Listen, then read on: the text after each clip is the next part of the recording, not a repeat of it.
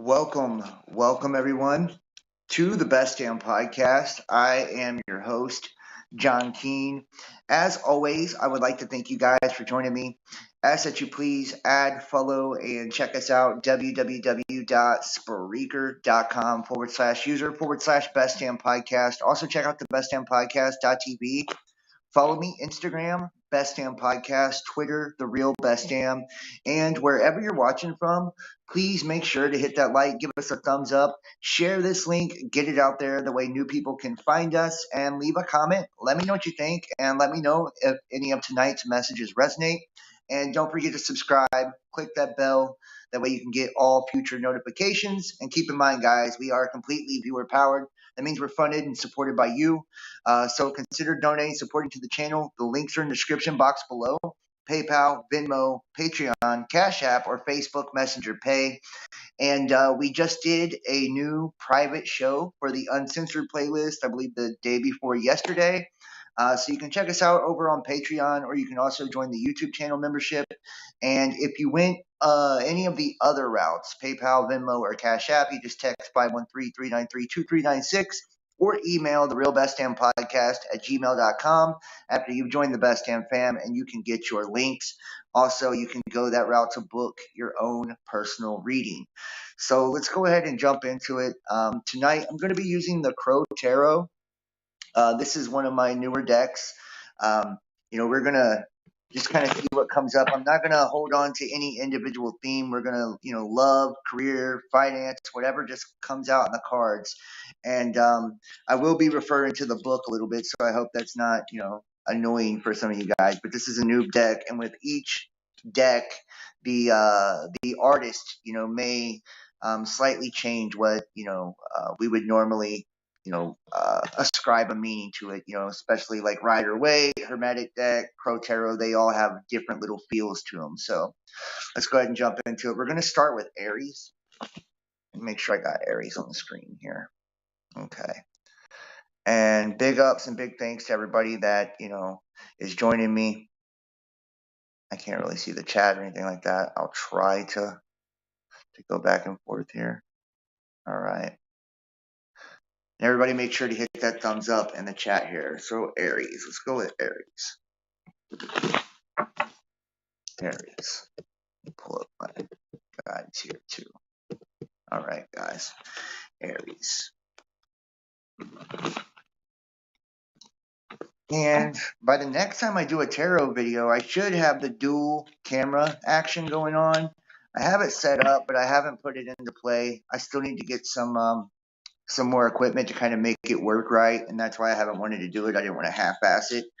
The next time I do a tarot video, though, I should have the dual camera action where, the overhead view of the cards and all of that. I'm still working on exactly how I want to do the tarot setup. And if you guys have like any in particular spreads that you guys like, or if there is any thing in particular you want to have readings on, I would love to hear your ideas. You can put them down in the comment section below, or you can email me or DM me or whatever. But whatever would make you more excited about tarot, whatever would make you more excited about these readings, and whatever you think would make them more beneficial, for all of us. So I'm always open to new ideas. And also, those of you, I know a lot of you guys read tarot and stuff like that as well.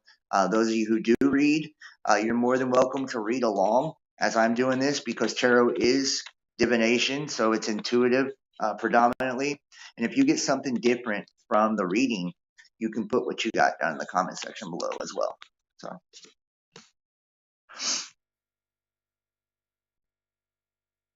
Okay.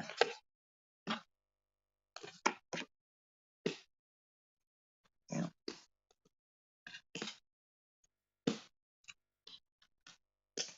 All right. Okay. So we start here with the Three of Swords in reverse. The Three of Swords in reverse is a sign that some time has gone by, and we're finding it difficult to let go of painful situations or perhaps holding on to old grudges. This is an excellent time to take inventory of our feelings and ask ourselves which ones are preventing us from living or loving. So, Aries, you're represented here by the Three of Swords, and I find this very interesting. It's in reverse, and it's saying that you are struggling with grudges. Some of you guys are struggling from moving on from the past, old pain, old hurt, old conflict. Let's see what that's about. We have you crossed by death. So quite obviously, this could mean a number of things. A lot of people see the death card. Here, let me go ahead and show you guys too. Here's the Three of Swords here. Look how cool these cards are, by the way. This was a gift from a girlfriend, an ex-girlfriend. And here's the death card, right? So you guys having this trouble, letting go of a situation, a painful situation. Obviously, anytime I see swords, my mind tends to think that, maybe there was deception or things weren't, quite clear. Sometimes it can be sharp communication as well, just kind of jabs back and forth, literally, verbally. But seeing that you are the challenge position is death, it makes me think of a harsh ending, right? An ending to some type of cycle, an ending to a relationship or a scenario, a job. And when it comes to tarot too, I like to kind of think of it as storylines. So sometimes I'll get, one predominant story in my mind, or sometimes I'll get two or three stories, and in this situation, I think it could be one or two stories here. I think one story could be that, you guys are holding on to a grudge from perhaps a relationship, a relationship where communication wasn't that good. Perhaps there was arguing, bickering, shit like that, back and forth. Maybe even deception and lies, somebody not being forthcoming or being, totally open and honest with, who they are and, the things that they're doing. And the challenge is because that's come to an end, right? The end of a relationship. Perhaps you're just now to the point where the other person's moving on, right? Nothing is worse, right? They say success is the greatest revenge, and I truly, truly believe that. Nothing is like a kick in the nuts worse than breaking up with somebody, and on your way out, you're telling them, you're like, yo, you're never gonna find nobody like me, and then like a month or two later, you see them with like a super handsome dude or a super beautiful woman, and they're happier than ever, right? Like, so sometimes that can be a hard pill to swallow, right? Like, sometimes it's a little bit to chew. So, in the past here, the recent past, we have the Six of Cups. The Six of Cups returns to the place of youth. It's about youth in the search of finding the inner child. He stands in the field of cups, filling his heart with healing memories. And here, let me show you the card here. I just want to get this. Healing memories and of a time that was less complicated. If you've been feeling overburdened with day-to-day responsibilities, the Six of Cups brings a message to take a break and remember the moment in time when you felt free to just enjoy life. Whether it's a trip to your hometown or maybe a favorite vacation spot, it's time to recharge your spirit. And see, and look, doesn't that make sense with the story we have so far, right? Kind of like sitting back in this bitter energy, this grudgy type of energy where perhaps there was a falling out, there wasn't really good communication, maybe somebody wasn't honest and upfront. And then you have the challenge of a death, which is an ending to a cycle, an ending to a situation, or it could be a literal death, right? Somebody could have died or passed away and maybe didn't end on the best of terms. And then in the recent past, right, you have kind of feeling overburdened, like you need to take a vacation. It's telling you, like, it's that card that says, hey, tap into the inner child, tap into, what makes you feel youthful, young, exuberant, with that fire, because you're feeling the stress, you're feeling the burden. In the immediate future here, we have the Two of Pentacles. And let me show you the card here. And I like to go to the book on this one because, like I said, I haven't worked with this deck too much. I'm just now getting to where I like to use it. So, Two of Pentacles here. Here we go. Life offers infinite possibilities. The crow is in constant motion, juggling her day-to-day responsibilities with goals and aspirations. It's only through devoting time to both that they remain in balance. The Two of Pentacles is a reminder to ensure that the small daily tasks are not dropped, because doing so could jeopardize long-term goals. The Pentacles ask that you take inventory of responsibilities to make sure that you are managing everything. Okay, so it's saying don't get caught up, in your feelings too much. It's, obviously there was something that's got you kind of feeling stuck. It's got you in your feelings, right? If you look at the Three of Swords, that's I'm in my feelings card, right? It's like I'm in my feelings card. I'm grudging over something. I'm stuck over something. It's hard for me to move on, or hard for me to let go. Why? Because it's death, right? The ending of a situation, right? And then you see here, the Six of Cups, needing to take a break, needing to take a vacation, tap into your more youthful side because you're feeling overburdened, and then we're being reminded in the near future not to let this overwhelm us, not to let this kind of, take us over to the point that we're being, neglecting our day-to-day shit, our day-to-day responsibilities, because we still, no matter if there's an ending to a relationship, a job, or, a situation, whatever, we still have long-term goals, right? It's like you don't give up on life just because you get dumped or your relationship ends. You can't just quit on everything. You can't quit on you, right? Like, or if you get fired from a job, it's like you still gotta pay the bills. You still gotta make shit happen. So it's like you gotta find a new job. You gotta find a new way to make money. You gotta find a new hustle. You can't give up on the long term. You can't give up on the long game. Or even give up on the day-to-day shit that has to be taken care of. Like we have to bathe, take care of our appearance, exercise, take care of our health, try to eat right. We can't just, let all that shit go to the wayside, just because we feel like giving up and just because we're stuck in our feelings over a harsh ending, And I do believe, because it is the swords, that it was a harsh ending, that there probably was words that were exchanged. Not everything was too friendly. In the subconscious, we have the Ten of Wands. The Ten of Wands, that's underneath. That's what you don't see. It's what you're not aware of. And the Ten of Wands in the crow. From a distance, the Ten of Wands didn't appear so big to the crow. However, once committed to carrying the wands, the crow quickly questioned whether or not you've made the right choice. And if it is if it is now unable to manage the task, was the treasure worth the effort? This card is a message of caution. You may have taken um, on responsibilities that could prove to be a bigger burden than anticipated. The Ten of Wands also may reflect on an inner strength that will assist you during a time of struggle. So it's saying, man, you're taking on too much, and it's like this is feeling like he's got that big bundle of the wands and he's trying to fly, but the shit's heavy, right? It's pulling him down, it's weighing him down. That's why you're being reminded not to let your day-to-day task fall to the wayside. That's why you're being reminded you need to focus on your long-term goals.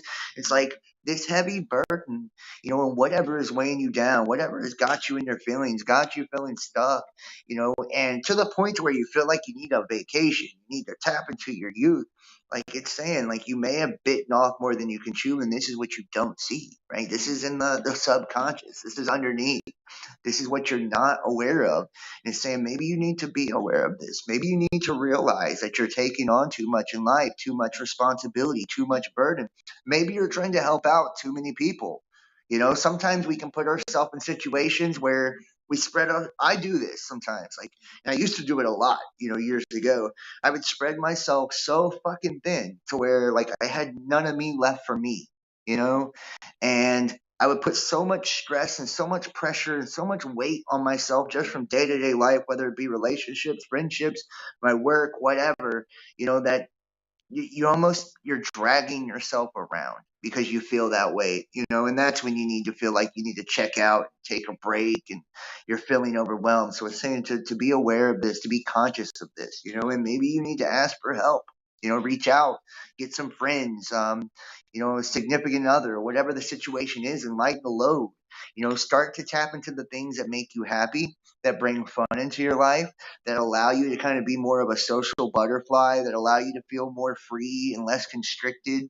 That always, is really key advice, I guess, whenever you're feeling overburdened or weighed down, to find different ways to release, right? Give it up, give it to God. This is a good moment whenever we're feeling like that to tap into our spirituality, and a higher power, or whatever it is that, you get down with. And maybe to start, you know, dating sites, dating apps, or just go out, have a drink, meet people, mingle, if you will, right? Something to make you feel lighter, younger, and happier within your life. Um, what you are aware of is the devil, right? We have the devil here. And I think this is one of the coolest artworks here, too. You guys can see that at home. Looking at the devil, and a lot of people see that as a negative energy here. But this can represent a type of bondage, right? Whether it's a carnal bondage through addiction, sex addiction, drug addiction, alcohol, gambling, anything like that. But different types of temptation, where we've seen the Three of Swords at the very beginning. This also can refer to violence, right? So whether it's like uh, physical abuse, mental abuse, emotional abuse, just a really sharp exchange of words. It's saying perched in the middle. I'm going to show you the card again. Perched in the middle, covered in a river of blood, atop his latest prey, the devil is disinterested in the lives he's destroyed. And his presence could be cold and dark. At times, to catch his prey, he channels his charming nature and allows the unsuspecting victim to willingly follow, only to discover later he has taken their joy and replaced it with despair. Chained, yet able to free herself if she sincerely wishes, is a little bird symbolizing purity and a free spirit that has succumbed to the forceful demands of the devil. This card can mean that there is an addiction that's preventing you from finding real freedom and happiness. It may also indicate a fear of change. The card points out that the change you have bound may be of your own creation. You know what? I'm getting an intuitive feeling. Let me just kind of go with this here. I'm getting an intuitive feeling that some of you guys are addicted to a person. Weird, right? I feel like some of you guys, this is a relationship, and the reason you are up in your feelings with that Three of Swords energy, and maybe got the little arguing or deception, like somebody's not being honest with themselves, maybe. But I feel like some of you guys are clinging to a person, a situation, a relationship, and that's your addiction. And maybe this person that's in your life is bringing a lot of bullshit, right? Whether it be they have addictions, whether it be they're not financially stable and you're having to carry all of that burden, or whether it's like just you're giving your all emotionally and pouring your love out and they're not returning. They're not reciprocating. Whatever the situation is, I feel like this addiction, this devil is popping up, and this Three of Swords is popping up because you're burdened and stuck on a person. And it's you, your own prison that you're creating. It's you that won't free you, right? By letting this person go. And this is what, this reading, it's got that overall feel of like needing to take a break, being overburdened, feeling stuck, like all of this. And to me, it really feels like a relationship. It really feels like it's you that's clinging on to the relationship. It's you that just won't let go. And maybe it's pride, maybe it's lust, maybe it's convenience that has you doing this. Maybe you guys have children together. I don't know. But what I do know is, sometimes it hurts a lot, guys. Nobody likes breakups, nobody likes endings, and we have the death card, so it says it's over, right? It says this needs to come to an end. Whatever this is, it needs to come to an end. Nobody likes endings, but sometimes we have to just let people go, let situations go that no longer serve us, no longer serve our higher purpose, our higher good. If we really want to be able to grow and evolve and move to the place in life that's truly meant for us, right? Our highest good, our greatest good, our true purpose. So let's pull a couple more. Excuse me. Let's pull a couple more. Aries.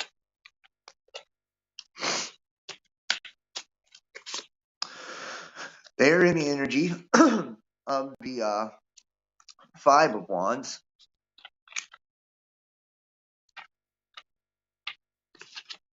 Show you the card here.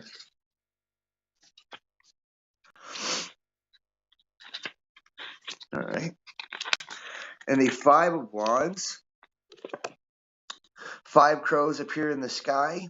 Each crow with it brings a different color wand, symbolizing diverse histories, philosophies, and backgrounds. Although on the surface the conflict may look violent, the crows are competing in a cordial manner and not battling to the death. The card suggests that out of a friendly debate, a good amount of progress moves a project forward. The Five of Wands may denote a meeting that brings various groups together to solve a single problem. And you know what? I feel like maybe, this person is creating, conflict. They are really conflicted. They're the ones who's kind of battling you tooth and nail in this situation. Maybe they're trying to recruit family members or friends to keep this going, keep things together. We do know that there is a death. The death card is in there saying this shit needs to end. So let's see the advice here. The Four of Pentacles. This is holding on to what you have, right? This is holding on to what you have. This is trying to stay in stability and sovereignty. And let's see what the meaning they give here for the Four of Pentacles. All right, the Four of Pentacles, the crow, the Four of Pentacles has accumulated wealth and is financially secure. She's created a comfortable life. However, the fear of losing it all keeps her from enjoying her riches. Focused on the feelings of scarcity and lack, the bird is so concerned with holding her possessions tightly that she's unable to fly. The Four of Pentacles denotes the inability to feel secure despite having wealth. And you know what? There you go, right? Once again, holding on to something. We have the Ten of Wands. That's a heavy burden. We have the Four of Pentacles, holding on to your wealth, holding on tightly, right? And we've had all of this conflict, throughout the reading. Let me knock off the chat here. Okay, there we go. We've had all this conflict throughout the reading, basically suggesting, that, and could this be that you're holding on to this situation out of convenience because it provides financial security, because you get stability, or is this a situation where, and I feel like kind of two different stories here, in one, perhaps the burden and the reason you're holding on is for financial security, financial ability, but in another story, and this may not be for everyone, in another story, I feel like they are taking advantage of your finances, and it's saying before this person drains you, before this situation drains you totally financially and mentally and emotionally, like you need to let go, you need to put it into this. All right, hopes and fears, the Six of Wands. Let's go ahead and get the outcome. All right, you need the Six of Swords and the Seven of Swords. Wow, we got 6-7 right here confirming.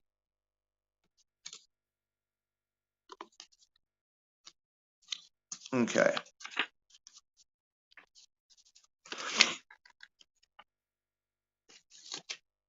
Okay, the Six of Swords.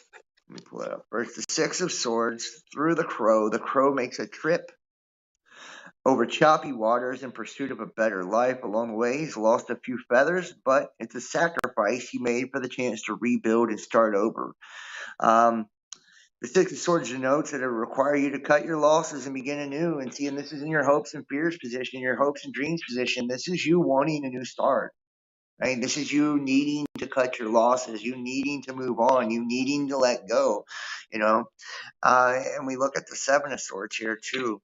The coming trickster is now trying to fly away with the stash of shiny swords before the other crows can get them. But there may be too many for him to carry. Nonetheless, he's pleased with what he can take.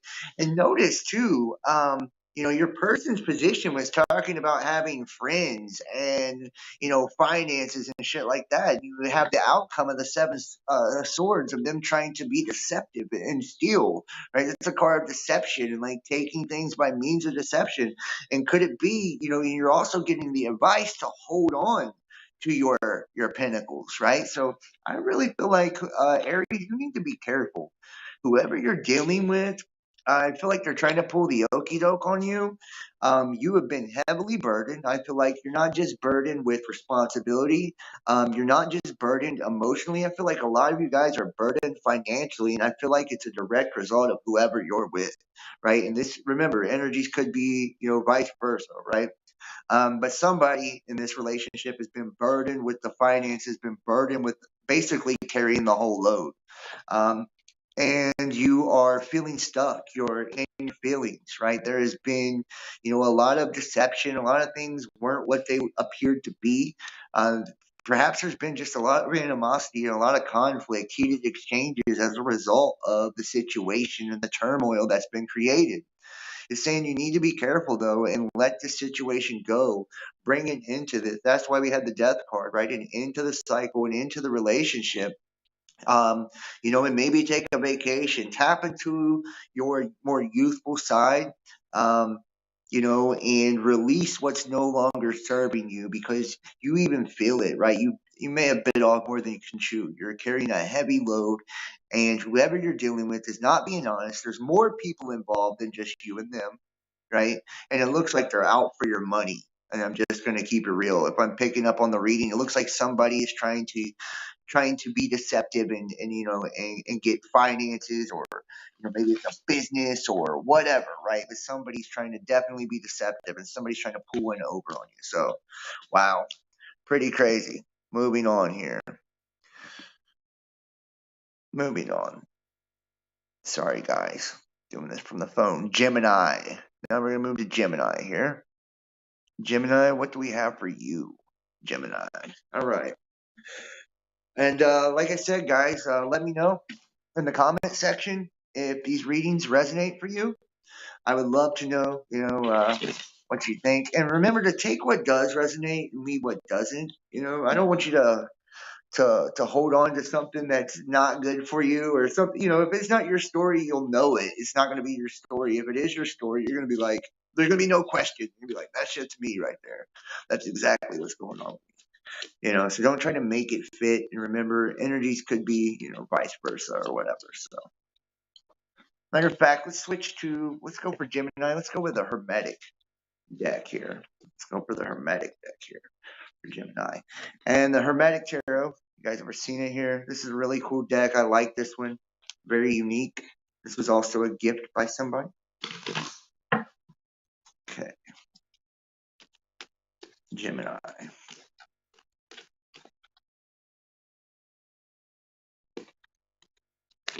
Ooh. All right, Spirit, what do we have for Gemini? And I will be cutting these videos down and uploading them and premiering them as individual videos after this. But I wanted to do it live tonight.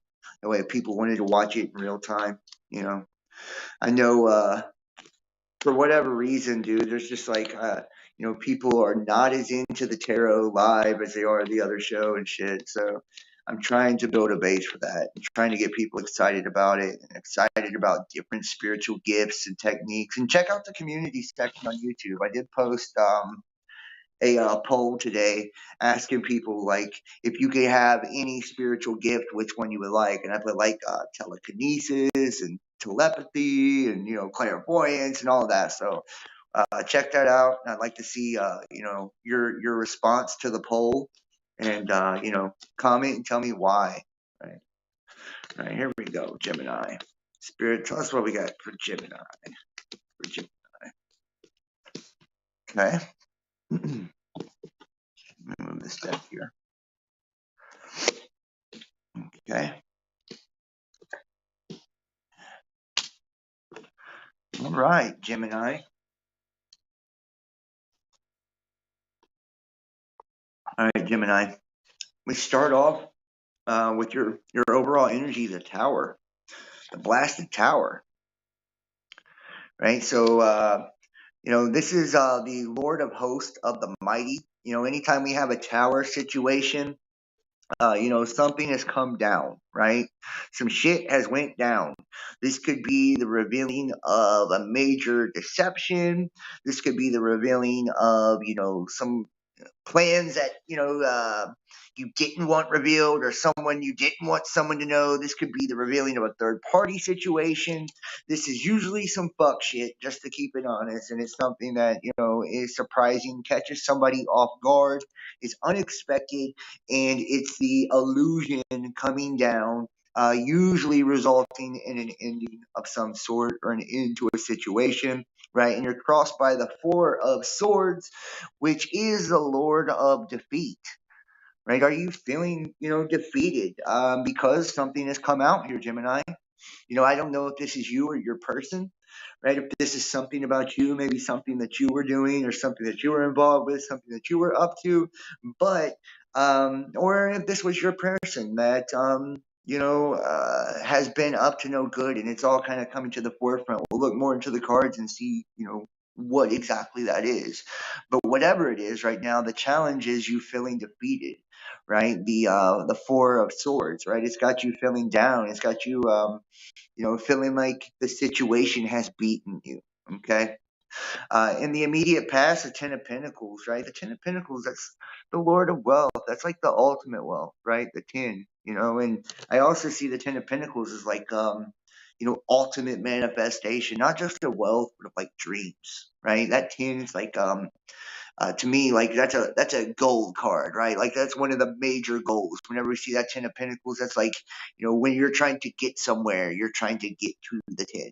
Okay, the 9 is completion, but the 10 is actually when you have it, right? So in the immediate past, it looks like this was your goal. You had a goal, perhaps that involved money, right? Perhaps you were trying to attain or achieve some type of wealth, or put yourself in a position or a situation to attain some type of wealth, and that's kind of come tumbling down. Maybe this, relates to a person. Maybe you've seen your person as abundant, or you've seen your person as the ultimate prize, right? You've heard of people, refer to their wife as a trophy wife, right? So the Ten of Pentacles can also to refer to something like that. It's like it's not just monetary gain, right? Sometimes we see people as the trophy. We see people as wealth. We see people as the prize, right? And I feel like in this situation, I'm getting the feeling that this did have to do with money, that there was some type of plan, situation that kind of crumbled down, and now it's got you feeling down and defeated. In the immediate future, we do have the Six of Cups, right? The Lord of Pleasure, the Lord of Pleasure. And I think this is more of, you probably trying to come back from the situation, right? Come back from feeling defeated. Maybe you're going to do a little bit of pleasure seeking. Um, Maybe, you see this as kind of a way to lick your wounds, so to speak. And I agree. I think anytime that we get beat down by the world, it's really good to tap into the things, or to seek the things that make us feel good, and whatever pleasure means to you. Pleasure's not always got to be something sexual. Sometimes being in nature is pleasurable. Spending time with your family, your children, the one that you love is pleasurable, right? And I feel like it's more like that's the energy you're going to be in here in the immediate future. And it's probably as a result of this recent defeat. It's probably as a result of this recent tower, right? It's like, one of the best ways to move on, especially in a relationship, if it is a relationship that you lost, one of the best ways to move on is by finding somebody new, right? Dating somebody new. Um, okay. Underneath we have the Lovers, right? Underneath we have the Lovers. So, right, this is what you don't see. Maybe this situation, that you're seeking with the pleasure here in the immediate future, maybe this is going to be with somebody that could potentially be a lover for you. Maybe that this is how it's going to come about. And this is the advice probably too, I think. I'm really getting the feeling that your the pleasure, the answer to your situation, and getting out of this stuck kind of feeling lost or defeated energy because of whatever has come to light, whatever has kind of and maybe this was infidelity, but I really do feel like this, for whatever reason, is around finances. It's saying that this person is going to bring pleasure into your life, that this situation in the near future is going to bring pleasure into your life. You're going to have more pleasurable encounters, and this is going to get you out of that feeling of being beat down and defeated and stuck. Yeah, we have the Hermit, right? Perhaps you could be dealing with a Virgo. Maybe I think that, this is probably just your energy right now, though, right? You're probably taking some time out. We've had a tower moment, there has been the loss of a kind of a dream or what you've seen as a dream situation, and, feeling beat down and defeated and all of that coming to light, so it's probably best that you're, doing some introspection, doing some healing, doing some self work, working on you. And like I said, this could even be a Virgo that you're going to be dealing with, with the lovers underneath and the pleasure in the immediate future. So let's see what else we have. Gemini. Gemini. I think it's also a warning too, not to do too much hermit time too, right? Like if we want to create that lover situation and bring that pleasure, then it's really good to kind of get out there, reach out to people, communicate, put yourself in a position, right, to engage, after you've done your healing, of course. But don't stay stuck in that lack energy. Don't stay stuck in that defeatist energy. Okay, got a couple pop out here. All right. Okay. Your person's energy, the star, right? The star card for your person, right? So this is how you see them, right? You're seeing whoever that you're dealing with or this person that you're going to be dealing with, you see them as the star, right? They're in the spotlight. Maybe this person does social media. Maybe this person is, a public speaker. But whoever you're dealing with here, there's a lot of attention on them. It's kind of all eyes on them, or maybe that's just how you feel about them. Maybe where if they go out in public, people stare at them, because they're really attractive. But the star can also represent commitment too. This can be long-term commitment. I do feel like this is something you're going to want with that person is a committed situation, long-term commitment, stability. But you see them as, bright, brilliant, shiny, and I feel like you feel like other people see them the same way too. That's why they're showing up in that energy. They, like they're really attractive, or, a lot of people are, pay attention to what they do. Like I said, they could be a public figure of some type. Me, Challenger, the Princess of Wands, Princess of the Shining Flame. I feel like this is just inviting you to really be yourself, right? To kind of throw a little caution to the wind,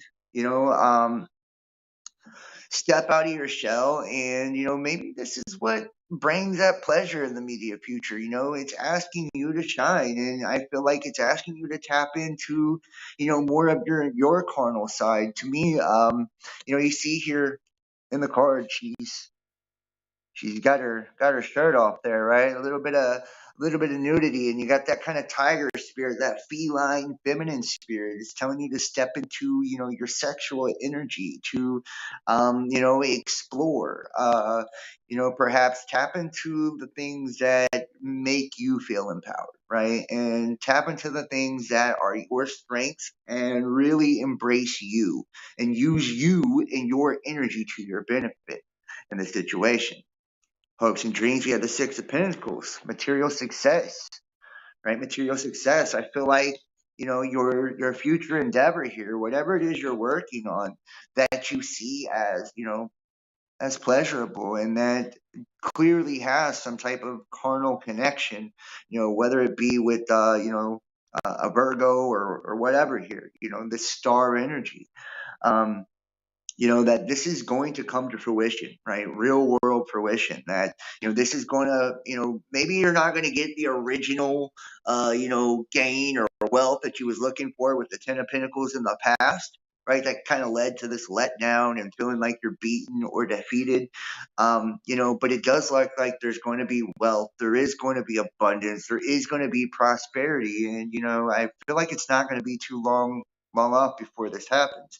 The outcome is justice, right? This is bringing balance to a situation, and think about it. We had a tower right off of the rip, so, whatever it is, that came out and that left you feeling beat, or, caused this loss in your life and cost you that 10 of pentacles, whatever it was that you seen as your dream, that justice is being brought to the situation. We have the lovers. We've had, pleasure, we've had carnality, I feel like there's going to be a lot of sexual chemistry between you and this person. I feel like this is going to be a really exciting dynamic, that the two of you there's going to be sparks, man. And, this is going to bring balance to your life. This is going to probably make you forget all about that tower situation and whatever it was you lost. No, it wasn't the 10 of pentacles that you're getting, but at least you're getting the 6 of pentacles, and that is success, that is wealth, that is abundance, and shit. That can be a 10 one day. That's, 670, right? You're starting over again, right? It's a new start, a new beginning. Really cool. Moving forward. Taurus. See what we have for Taurus. Did it change on the screen? All right, there we go. Taurus. All right, Taurus.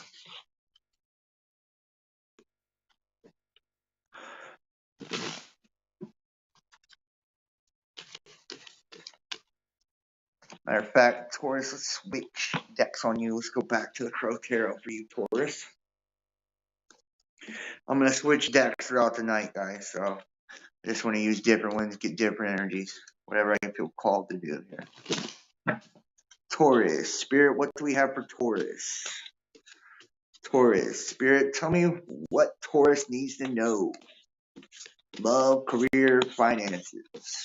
Taurus.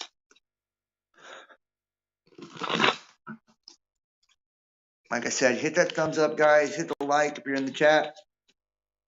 And make sure to leave a comment. Let me know if any of these messages resonate. Subscribe. Click the notification bell. And guys, please donate and support to the channel. That's how I keep all this stuff going. And I am trying to save up right now. I'm looking to make some of my own dreams manifest. So, help me out. Support the channel. Book a tarot reading. The number and the email in the description box below. Join us over on Patreon or YouTube channel membership. All right, Taurus. Let's see what we have here. Ooh. All right. I'll take it. All right.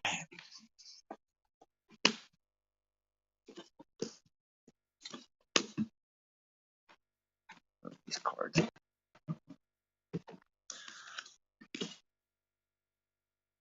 All right, Taurus. All right, Taurus. Right off the top, we have the 10 of Wands. Right? This is a heavy burden.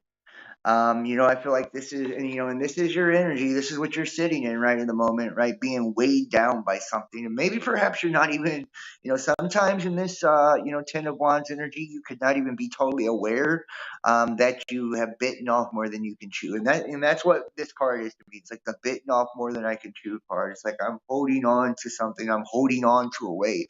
I'm holding on to a burden, or I'm juggling a bunch of things that are really dragging me down, weighing me down, right? And, sometimes too, when I look at this card, it can remind me of somebody that, and not just bitten off more than you can chew, but sometimes, if we are kind of too ambitious, would you say? Like too ambitious, or trying to juggle too many people, too many things, just doing too damn much, right? We can put ourselves in that 10 of Wands energy.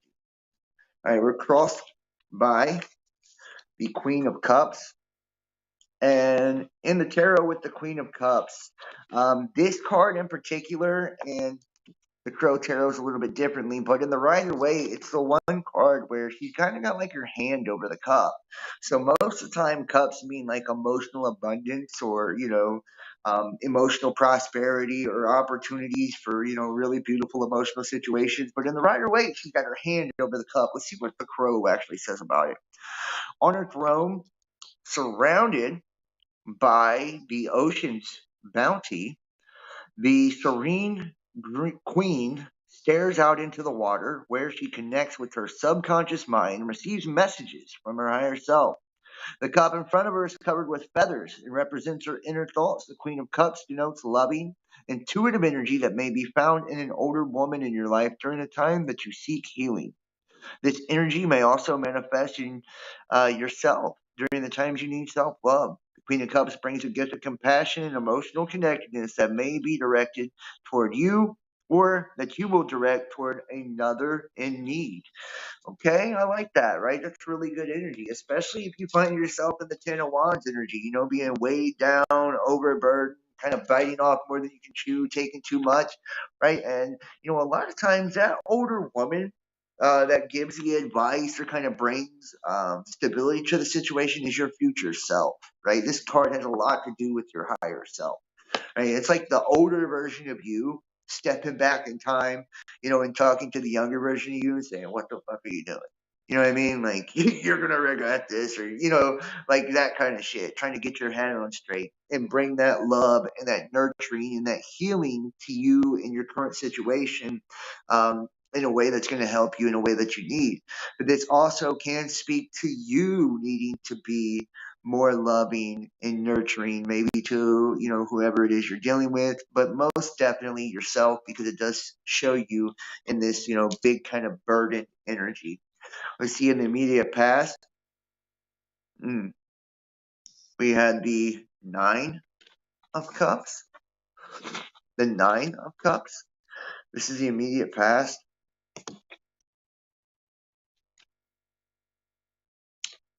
Okay, the Nine of Cups, the proud crow, stands atop all the riches he's been able to collect and actively went after each desire. The positive energy of the universe conspired with him to ensure the fulfillment of his wishes. His mission is now complete. He can enjoy a life that meets all his needs and then some. He stands there feeling a bit superior, but also incredibly grateful for his life of leisure and comfort. When the Nine of Cups appears, be ready to accept all the abundance and joy of a wish fulfilled. You've earned it. Well, and this is in the past energy. Right? This is in the past energy. Maybe you entered into a situation that appeared to be very abundant.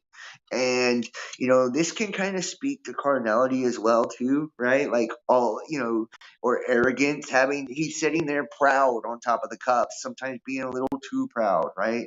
Or a little too arrogant about all of our accomplishments and the things that we've attained, especially if you're standing in that Ten of Wands energy, right? Weighed down by burdens. Sometimes pleasure seeking, um, and just kind of doing a little bit too much can lead to burdens or can complicate situations in such a way that it leaves you feeling weighed down or burdened, just dealing with too many energies, just doing too much, or maybe that's what you felt in a past situation. Maybe, you were dealing with a person that brought you that feeling, right? Like, kind of gave it to you on every level, and that's what kind of had you feeling rich and fulfilled, and even to the point to where we can get arrogant in that energy as well, right? Or be proud of that energy as well. We can be proud of, our accomplishment and how we're, fulfilled and balanced in our life, or, we can kind of take that for granted. So we'll see where that's going here. In the immediate future, we have the Emperor, right? The Emperor. And I feel like, this is either you or your person. This is usually a father type of energy, right? More of a masculine energy, father-like, authority, fair-minded, wisdom, protective. So first off, know that you are protected. The Emperor represents masculine father energy, whereas the Empress offers abundant love and nurturing. And the Empress is your card, Taurus. The Emperor brings a solid foundation of order and rules that provide security and stability. And you know what? Maybe this is you. Let's kind of put this together here. Let's kind of see what its story is unfolding here now. Feeling kind of weighed down and burdened in your past energy. I don't know if you're feeling fulfilled, right? Your table's full, your cup's full. You've got all these different fruits and delectable delights to choose from. And you're challenged by the nurturing and giving the emotions, right? Like maybe somebody wasn't being or getting the emotional fulfillment that they needed out of the situation. Maybe there was a really carnal, pleasurable type of energy between you and your person, but it was asking you to open up more emotionally.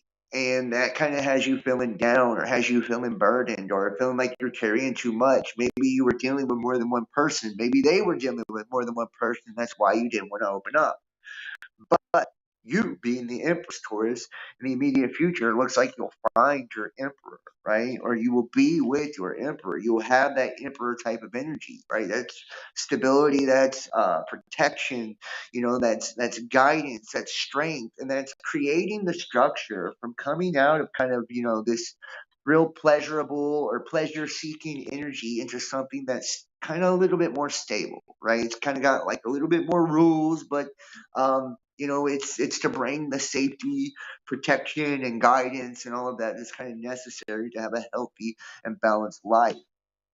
All right, underneath we have the Four of Cups, and if you see here, I can, just kind of off the top, my intuitive, you see how you got the three cups over here. He doesn't even see the three cups, right? They're empty or whatever, right? He's focused on this one cup coming out of the cloud, like a gift from God. And in the Rider-Waite, the tarot too, the man sitting under the tree and he's staring at the three cups that are empty. He's staring at the cups and all that he's lost and all that didn't go right, all that's went wrong, and it's being oblivious basically to the gift from God that's right in your face, right? Or the one that's trying to be given to you. It's like the universe is trying to give you this blessing and whatever you've lost and whatever you've been through. And it's even saying too, it's another card to kind of speak to not today, but soon, right? Like there needs to be a little bit more work that needs to be done, or we need to work on ourselves more, or we need to invest or put more work into a situation for it to become that. But it's telling us not to focus on what we've lost, but that there is a bigger plan, and that that there is that cup, and that's the actual gift, right? That's what the universe has for you and is trying to give to you. We have the Hierophant. Let's take a look here too. The Hierophant, which is more Taurus energy, is education, tradition, religious institutions, and higher learning. The Hierophant crow is pragmatic and does not take unnecessary risks. This crow appears at a time when conventional approach is needed to resolve a situation or help further a project. The card brings a warning that now is a time to think outside the box. Instead, seek knowledge. It's not a time to think outside the box. Instead, seek knowledge from well regarded institutions or people. The Hierophant role is to stand before others as a mentor or spiritual teacher. He is deeply connected with the divine and could represent guidance that comes from connecting with our higher self through a professional healer. Well, how about that, right? You kind of have that Hierophant energy, and it's telling you not to take a bunch of risks right now, right? Don't this isn't the time to kind of pull something out of your ass and throw the Hail Mary or whatever. Like, this is a time to be more conventional, more practical. And we do have that Emperor in the immediate future as well, right? Which kind of, to me, is kind of speaking to the same thing, right? Like, that more practical, stable type of energy, and the person you could be dealing with, or looking to, could be a teacher, a spiritual teacher, right? Because that's a Hierophant. It's like a Pope type of energy, right? It could be a spiritual teacher, somebody that's a leader, somebody that's gives others guidance, life coach, whatever, right? Um, but you're going to need to rely on, kind of a more traditional wisdom, or a more of a traditional way of looking at things. And it looks like here in the immediate future that that's going to bring a little bit more stability, but it's also going to bring some kind of rules and, but structure. But this is much needed structure. All right, let's pull a few more for Taurus. Taurus.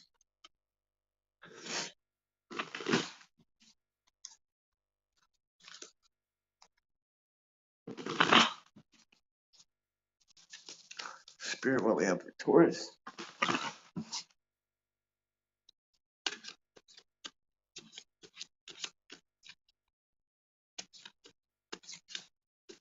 All right. Temperance, Knight of Cups in reverse. All right. All right, the Temperance card. And this is your person, Taurus. So your person right here is in the Temperance energy, right? Kind of trying to stay balanced, right? Perhaps being patient about a situation. It represents moderation, alchemy, angel communication or higher communication. The energy of this crow is patient and balanced. She has the power to project grace and calm on the outside while actively solving problems and figuring out solutions to complicated issues inside. When the Temperance card appears, it's a sign to take a long term view when embarking on a journey or seeking a solution. Just as a crow blends two opposite liquids, try to blend and harmonize with the people around you. When working with others, ask for their input and incorporate their ideas. Perhaps something totally new will come of it, right? Wow. You know, it's calling for patience, practicality, balance, moderation. There's been a major theme in your reading of that. We've had the Hierophant, the Emperor, and the Temperance card. All three major arcana, all three cards speaking to moderation, to practicality, and to patience, to balance, and all three cards too that are also kind of pushing you in the direction of, seeking kind of guidance or wisdom or leadership from, someone more of an authority figure, a teacher, a healer, or a spiritual leader, whatever, right? That, that type of energy could be really beneficial to you right now. Okay, let's see here. We have the Knight of Cups in reverse. The Knight of Cups in reverse may represent a person who's become overly emotional, right? It may jump to conclusions without having all the facts. The Knight of Cups can also point to a relationship that's lost its creativity and become mundane. So I feel like this is your situation. And I feel like whatever the situation you're in right now, it's just lost its juice, right? It's lost its juice. And I feel like a lot of it, and because that was your past energy, that Nine of Cups, I feel like, there was a lot of excitement in whatever you were engaged in and whatever you were doing, but it's lost its flavor now, right? The Knight of Cups in reverse kind of shows that something has lost its flavor. It's lost its juice. It's become mundane. It's lost. The thrill is gone, baby, right? The thrill is gone. And now it's asking us, especially your reading with all the major arcana, is asking us to go to a more practical approach, something that's actually going to sustain you and that is going to bring longevity, right, and balance to your situation. We have the Nine of Wands in reverse. Nine of Wands in reverse. This is your hopes and dreams here. Your hopes and fears. We might have to clarify that one. The Nine of Wands in reverse. The Nine of Wands cautions you against blaming others for your lack of progress and asks you to look inward. Are the obstacles in your way there to teach you a lesson or to self-sabotage because you're fearful of committing fully to an idea or a project? Wow, Taurus. And think about it. This one's been crazy, dude. You've got a really wild reading here. We've got you. We've got you literally in the past. That Nine of Cups, that kind of pleasure-seeking, energy. We've also got you here, not kind of seeing, what's in your face. Maybe that's kind of like a grass is greener energy, or trying to get the cart ahead of the horse and all of that type of energy, right? Where you're not seeing, you're focusing on all that went wrong instead of, what was right, or, focusing on the lack and the loss instead of like the blessing that's right there. Sometimes we don't see it, it's right in our face.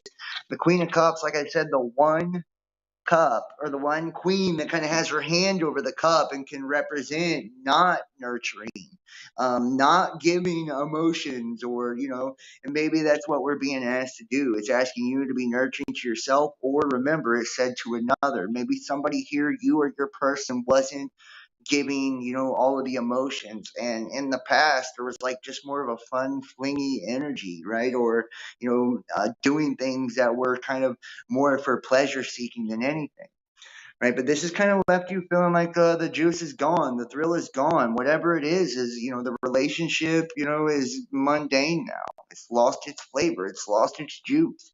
Right, it's time to push ourselves towards something more that's going to bring out the creativity into us by, having a more of a nurturing situation, more of a stable situation, leaning on those with real wisdom, leaning on those that they themselves are balanced and overcome challenges and, adversity, right? This is what's going to help us overcome ours ourselves, right? And we have the Hierophant, the Emperor, and Temperance all kind of clarifying the same thing, right? And in the final outcome here, we have Page of Pentacles in reverse. Page of Pentacles in reverse. Page of Pentacles in reverse may manifest in the form of blockage. Take the Page of Pentacles in the reverse position as a warning. It's time to ask yourself if your enthusiasm has waned, or does your desire require more dedication than you're willing to give? Wow, dude. There's some type of blockage, right? We've definitely seen, we had the Page of Pentacles in reverse and the Knight of Cups in reverse, right? This is saying like the thrill is gone in a situation, that the juice is no longer worth the squeeze, whatever it was that you engaged in, and that it's now coming to a price that's too heavy to pay. Right, this is something more than that you're willing to pay. Maybe this started off as pleasure seeking, a thrill, fun, right, whatever, but it's led to, kind of a destabilization of your life is what it looks like, because everywhere around you, it's pointing, the Hierophant, the Emperor, Temperance, it's pointing to balance, it's pointing to moderation. So like I said, some of you guys could have been in a more of a thrill seeking mode, or, perhaps, in some type of fling, or, summer love, whatever, right? But whatever it was, it's no longer worth it. It's no longer got the thrill. It's no longer got the juice that it had before. And you're being warned, actually, right? You're being warned. The cards are asking you to nurture yourself, perhaps to nurture your person, and, kind of push for a life of stability, more of that kind of father figure, spiritual teacher, Hierophant type of energy, and lean on that for guidance and wisdom to create more structure, right? And kind of get yourself out of the emotional jam that you appear to be in. So, really weird one, but very, very good message, I guess. Taurus, it's better to be warned. And yeah, on the bottom, the Empress, there you are, right? But in the immediate future, it looks like you'll have your Emperor. So, or that's what the energy you will be in, hopefully. All right, moving on. Moving on from Taurus.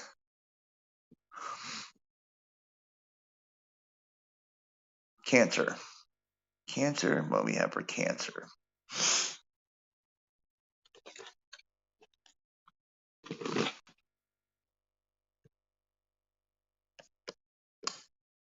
And let me try to pull up the chat over here real fast so I can see.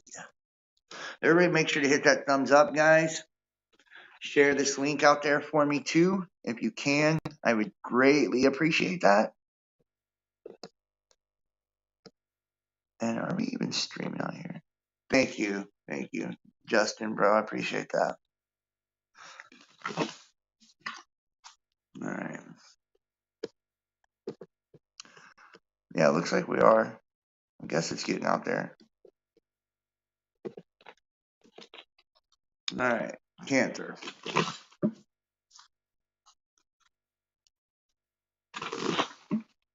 Great reading. Thank you. Yeah, they're pretty in-depth tonight, man. I like this Crow Tarot. I think it's really cool. I think it's really cool. All right. Cancer. What do we have for Cancer? Moving forward, Cancer.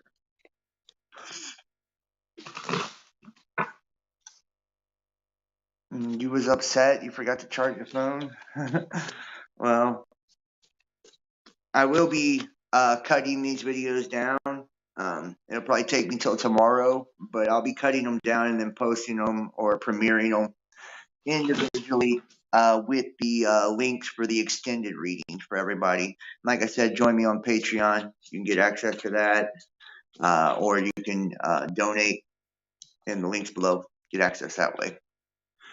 All right, Cancer. Let's go ahead and go back to the Hermetic deck here. Let's go back to the Hermetic. I'm going to switch it up again. All right, Cancer. Spirit, what do we have for Cancer? Money, career, and finances. Cancer. Money, career, and finances. All right.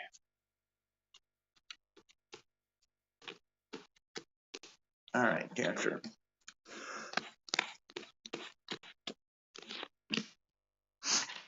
All right.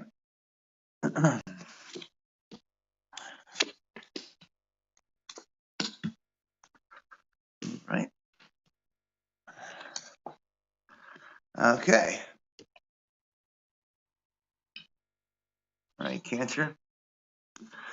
We have the Three of Cups, Lord of Abundance. Right. Some of you guys right now are feeling yourself.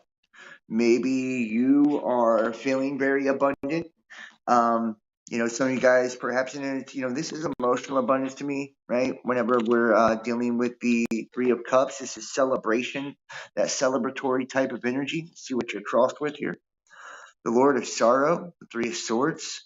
Maybe some of you guys have just had an ending to a relationship or a third party scenario, some type of situation that's kind of brought a lot of strife, a lot of conflict, and now you're kind of just kind of celebrating the release or celebrating kind of getting out of a bad situation or something that wasn't serving you. In the past, yeah, the star card, right? Maybe it was a long term commitment or some type of commitment. But with the swords there, I do feel like there was a conflict that everybody wasn't really seeing eye to eye. And we have two threes too, kind of confirming that maybe, in fact, there was a third party scenario. Or there was deception or, something that kind of brought, you're celebrating the fact that you're not in it. So there's that, right? The Five of Wands, the Lord of Strife. This is in the near future. I don't feel like the situation's over.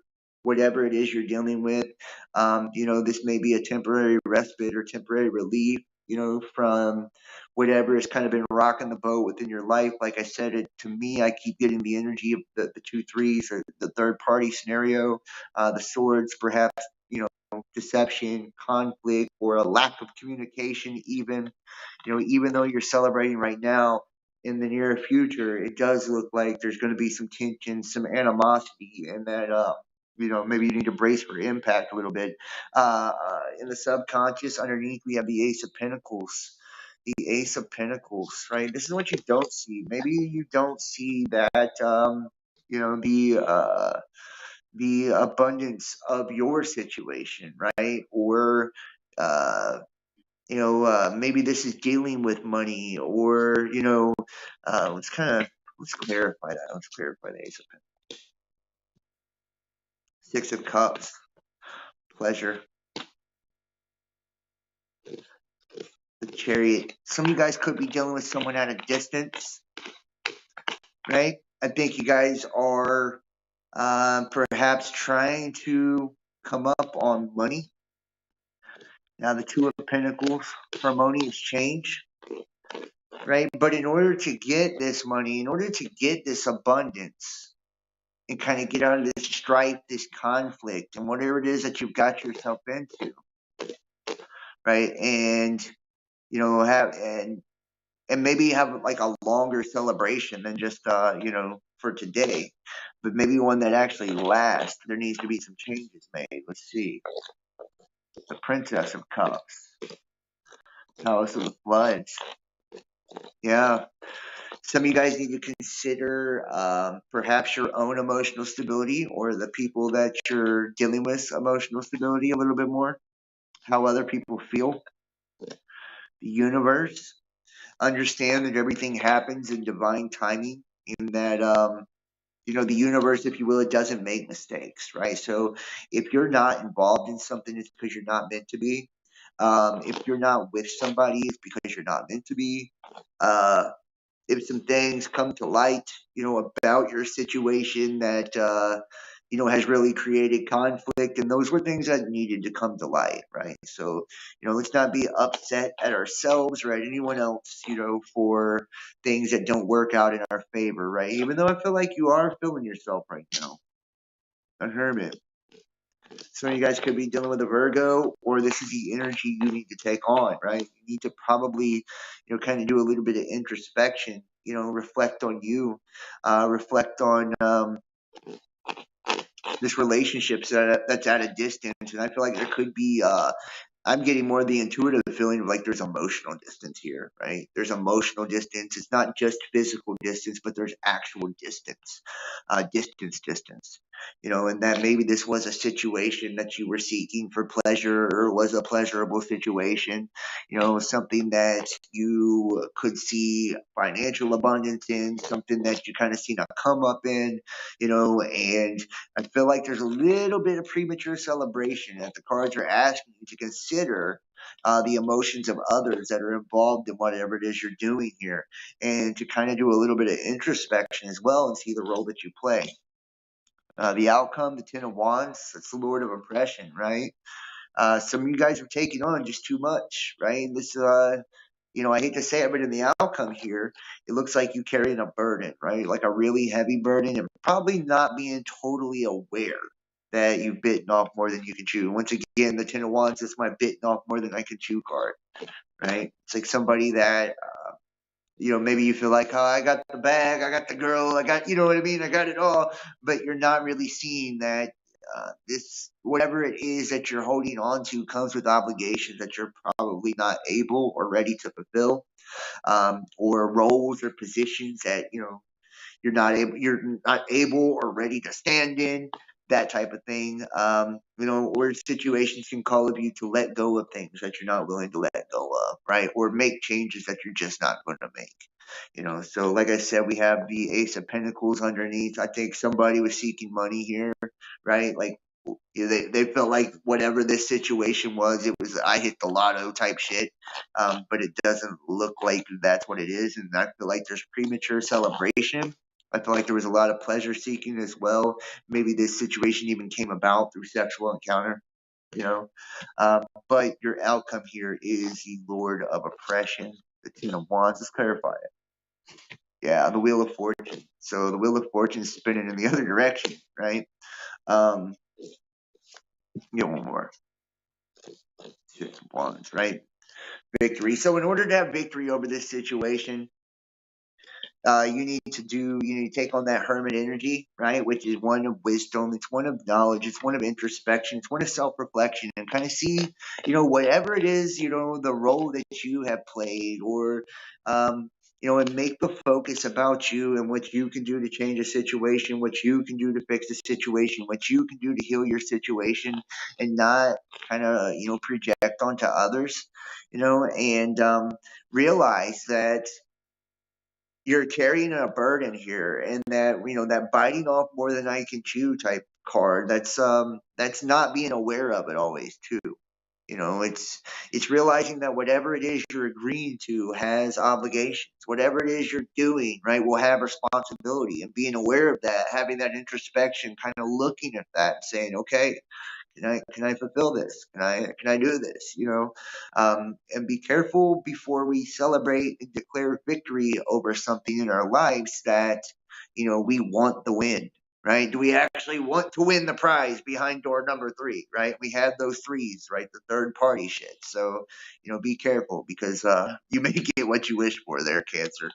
So all right, guys, moving on to the next one here. That was a weird one. Capricorn.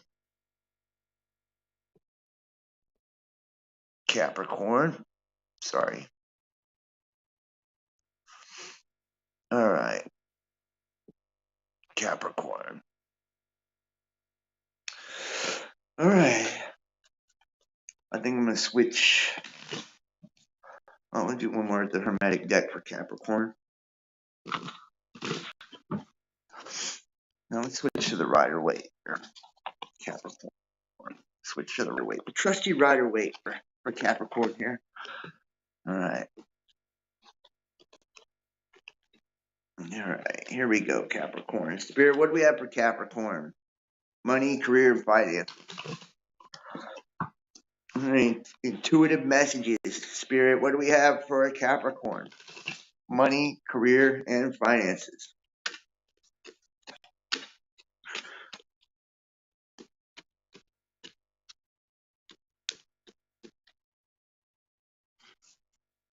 You know, the universe card is the only saving grace. Understanding. Yeah. Well, you know, I feel like got some weird readings tonight. Sometimes I get really specific shit, man. Sometimes it's like I don't even know what I'm talking about, but it's like what I just feel like I need to say. So, um, it is what it is. It is what it is. Not every message can be, you know, sunshine and roses. Okay, Capricorn. All right. All right. Wow. Interesting. Okay, Capricorn. We have the Five of Swords, right? You know, some of you guys have currently been in a conflict. Maybe you are getting victory over a situation, a deceptive situation, or a relationship or a person that was very deceptive. I feel like, you know, this has kind of left you in a very conflicted energy, right? You see, he's got the swords here of the other army. As they're walking away, he's walking off with their swords, right? Like, this is the more than one way to skin a cat card for me.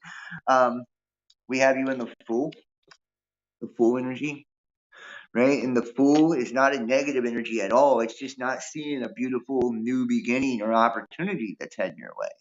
So I feel like I said, some of you guys are just coming out of this energy where you've overcome a very deceptive situation, something that maybe even left you feeling stuck, something you were very conflicted about, right? And maybe you took the high road.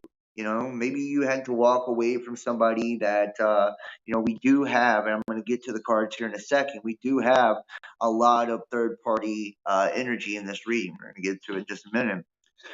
Previously, in the past, we had the Seven of Pentacles. You know, this is a couple that, you know, this card to me has a couple of meanings. One, it can just mean kind of working on your money, working on your finances, trying to get yourself together. But it can also be potential not realized, right? Like working on something that never came to fruition. Okay. And maybe in the past, that's kind of like where you guys were. You know, you were working on a relationship, working on a career, working on something or someone. You know, maybe this was Earth energy. You know, Virgo, Taurus, right? Working on something that kind of you felt had a lot of potential, or you put a lot of faith in this, you know, and you thought was going to bring a lot of abundance, but it never really manifested. It never was realized. And that's what's kind of got you sitting in this Five of Swords energy. Maybe there was just more conflict than what it was worth. Maybe there's too much lies, too much bullshit. You know what I mean? And now the challenge is a new beginning, right? And it's a new beginning you don't really see coming. In the immediate future, we have the Queen of Swords, right? It could be communication coming in. You know, some of you guys are going to be talking to, you know, your new person, or maybe this person from the past trying to come in and patch things up, trying to fix or heal the situation. I get the feeling though that there's not going to be a lot of sincerity to this. If the person's coming from the past, I wouldn't deal with it. Obviously, there's already been a lot of deception, a lot of conflict. Underneath, we have the Strength card. You know, I feel like this is you. You're being represented by the Strength card. You know, coming out of a place where, you know, and here, let me go ahead and show you this too, so I can kind of make the story make sense, right? You know, we have the Three of Swords as well. So coming out of like a third party, you know, scenario or a third party energy, and this doesn't always necessarily mean that somebody was cheating on you, but just that their attention was elsewhere, right? It wasn't focused on the relationship. They wasn't committed to the relationship, you know, and Maybe they, involving other people, involving other parties. Maybe they were letting their family interfere or their friends interfere with the connection, whatever it was. It's kind of showing you and your strength, kind of holding your ground, sticking to your guns. Maybe your morals, whatever it was that was challenging you in this situation. And this person trying to come back, trying to bring, communication. I feel like I said, if they're going to bring an apology, it's not going to be sincere. It's not going to be genuine, but you do have a new beginning coming in, probably a new relationship. We'll see here. Let's get some more let me go back here for Capricorn. Let's get some more for Capricorn. Let's see about this new person for Capricorn. This new person, this new situation for Capricorn. Okay. This new person, this new situation for Capricorn. Okay. All right. Wow. Okay. We have the Hanged Man. I feel like this is your new person. Maybe they were waiting for your current relationship or your current situation to end. I kind of get this feeling, and we have the challenge death, right? The ending to something.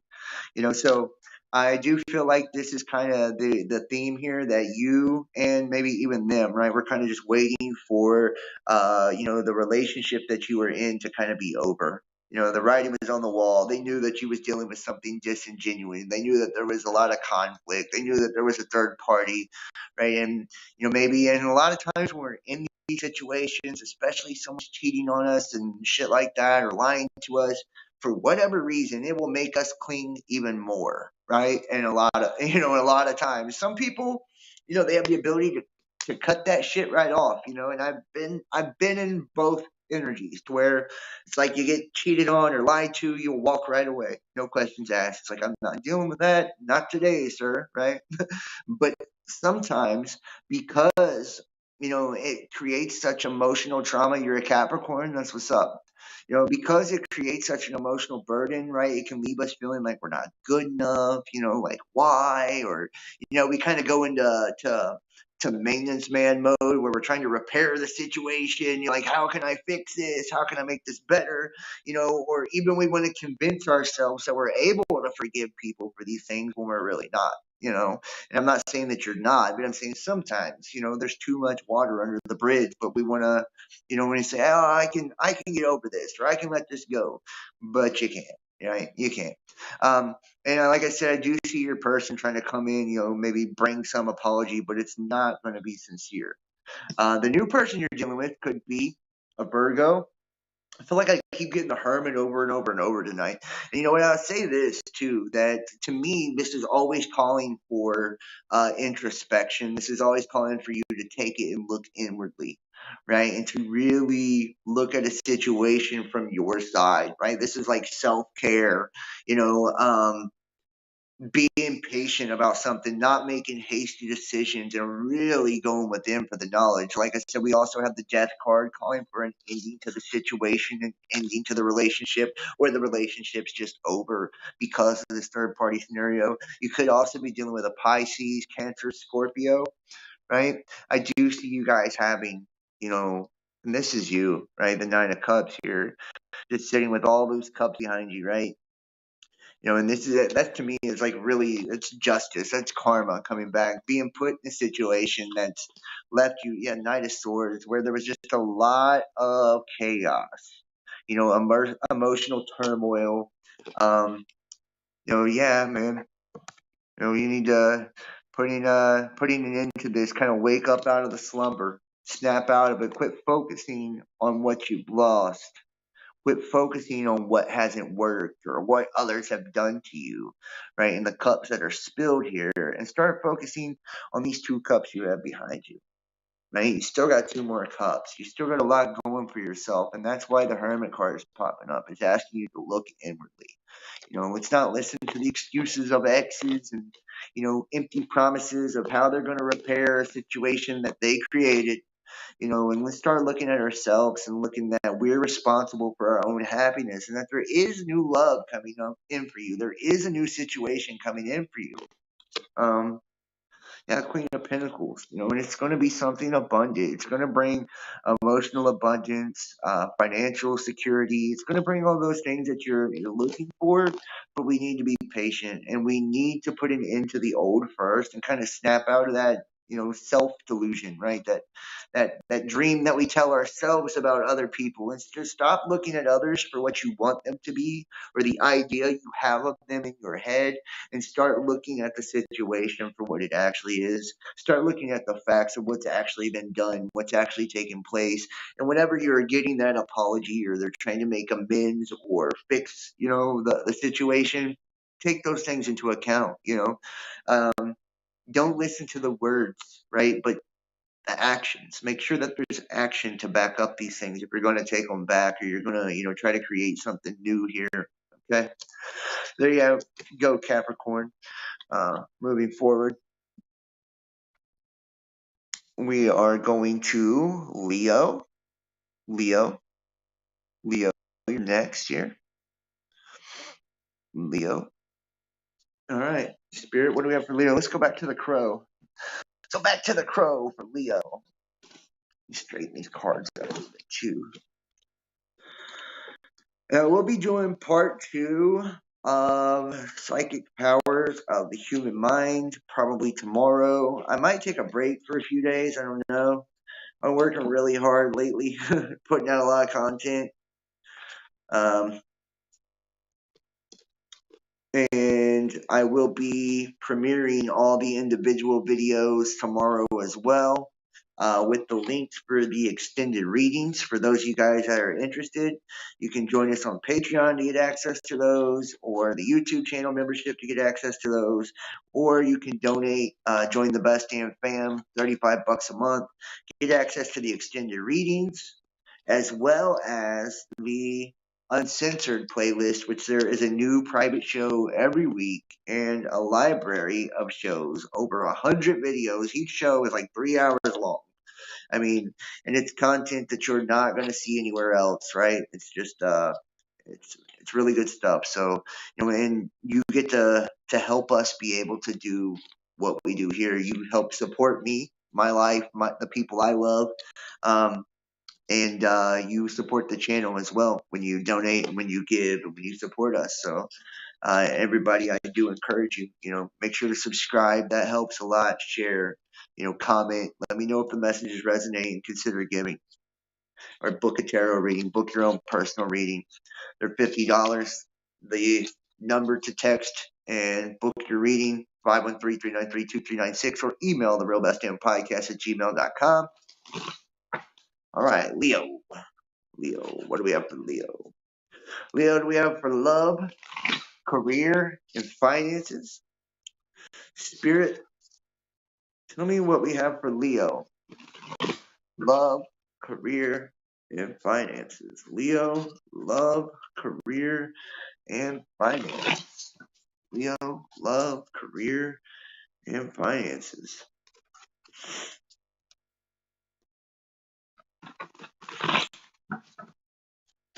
Leo, love, career, and finances. All right, Spirit, what do we have for Leo? All right.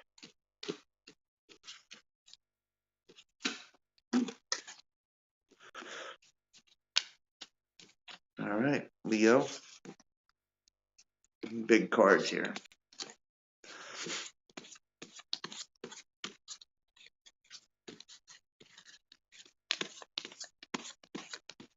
All right. Set these over here. Move this. Okay.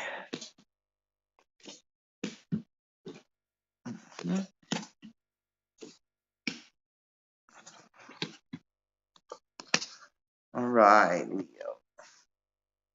Okay, Leo. We have you in the Nine of Cups energy.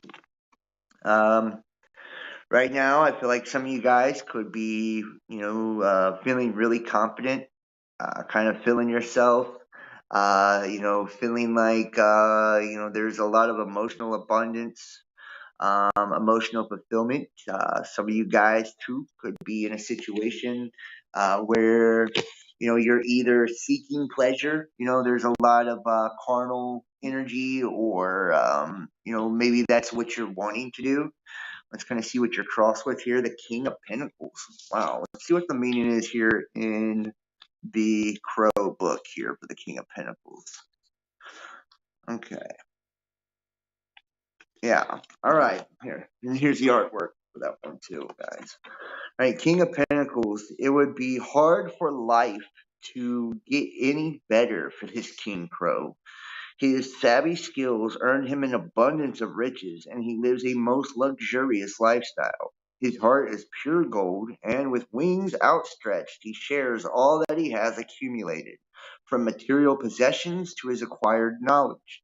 He is always ready to help those around him reach their potential. The King of Pentacles brings a message to live a life of determination, grace, and a good heart.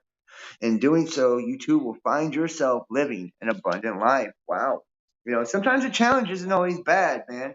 You've got you in this Nine of Cups energy, and I feel like some of you guys are dealing with this King of Pentacles. Right now it's got you feeling like you're really satisfied. You're getting a lot of pleasure, satisfaction, joy, abundance, emotional fulfillment from a situation from this King of Pentacles, which could be an earth sign, Virgo, Taurus. um, and this is making you feel like kind of you're on top of the world right now, that life couldn't get any better. I feel like this is a new person for a lot of you guys, and I feel like maybe you got your ducks in a row like in other parts of your life, and for some of you this feels like kind of like the missing piece or the capstone. Let's kind of see where it's going.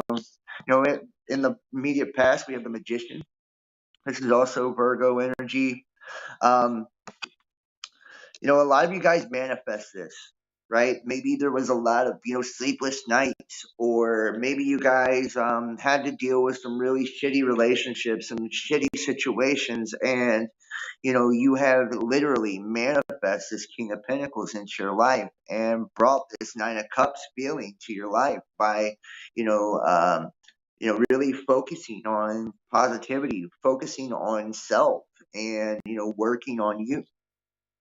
The immediate future, we have death, right? Death to the old, right? And see, and this is beautiful in this reading, right? Like in another reading, it might not be so good, but in this reading, it's beautiful because that means it's an end to the old, right? That you are getting ready to start a new beginning, a new cycle, a new love, a new career, something new, right? So the old is coming to an end, right? Whoever you're dealing with, whether this is you or your person in that King of Pentacles energy, that means you got it all going on, right? Life couldn't really get any better. You can't really see this person any better, right? Whoever you're dealing with, and maybe this is the missing piece to the situation in the immediate past, and that Magician energy. This is something you manifest. Got you in that Nine of Cups right now, feeling, you feel like this is going to bring a lot of pleasure, satisfaction, joy, emotional abundance to your life. This is really beautiful. Underneath in the subconscious, we have the King of Swords. So let's see what the Crow book has for the King of Swords. Okay.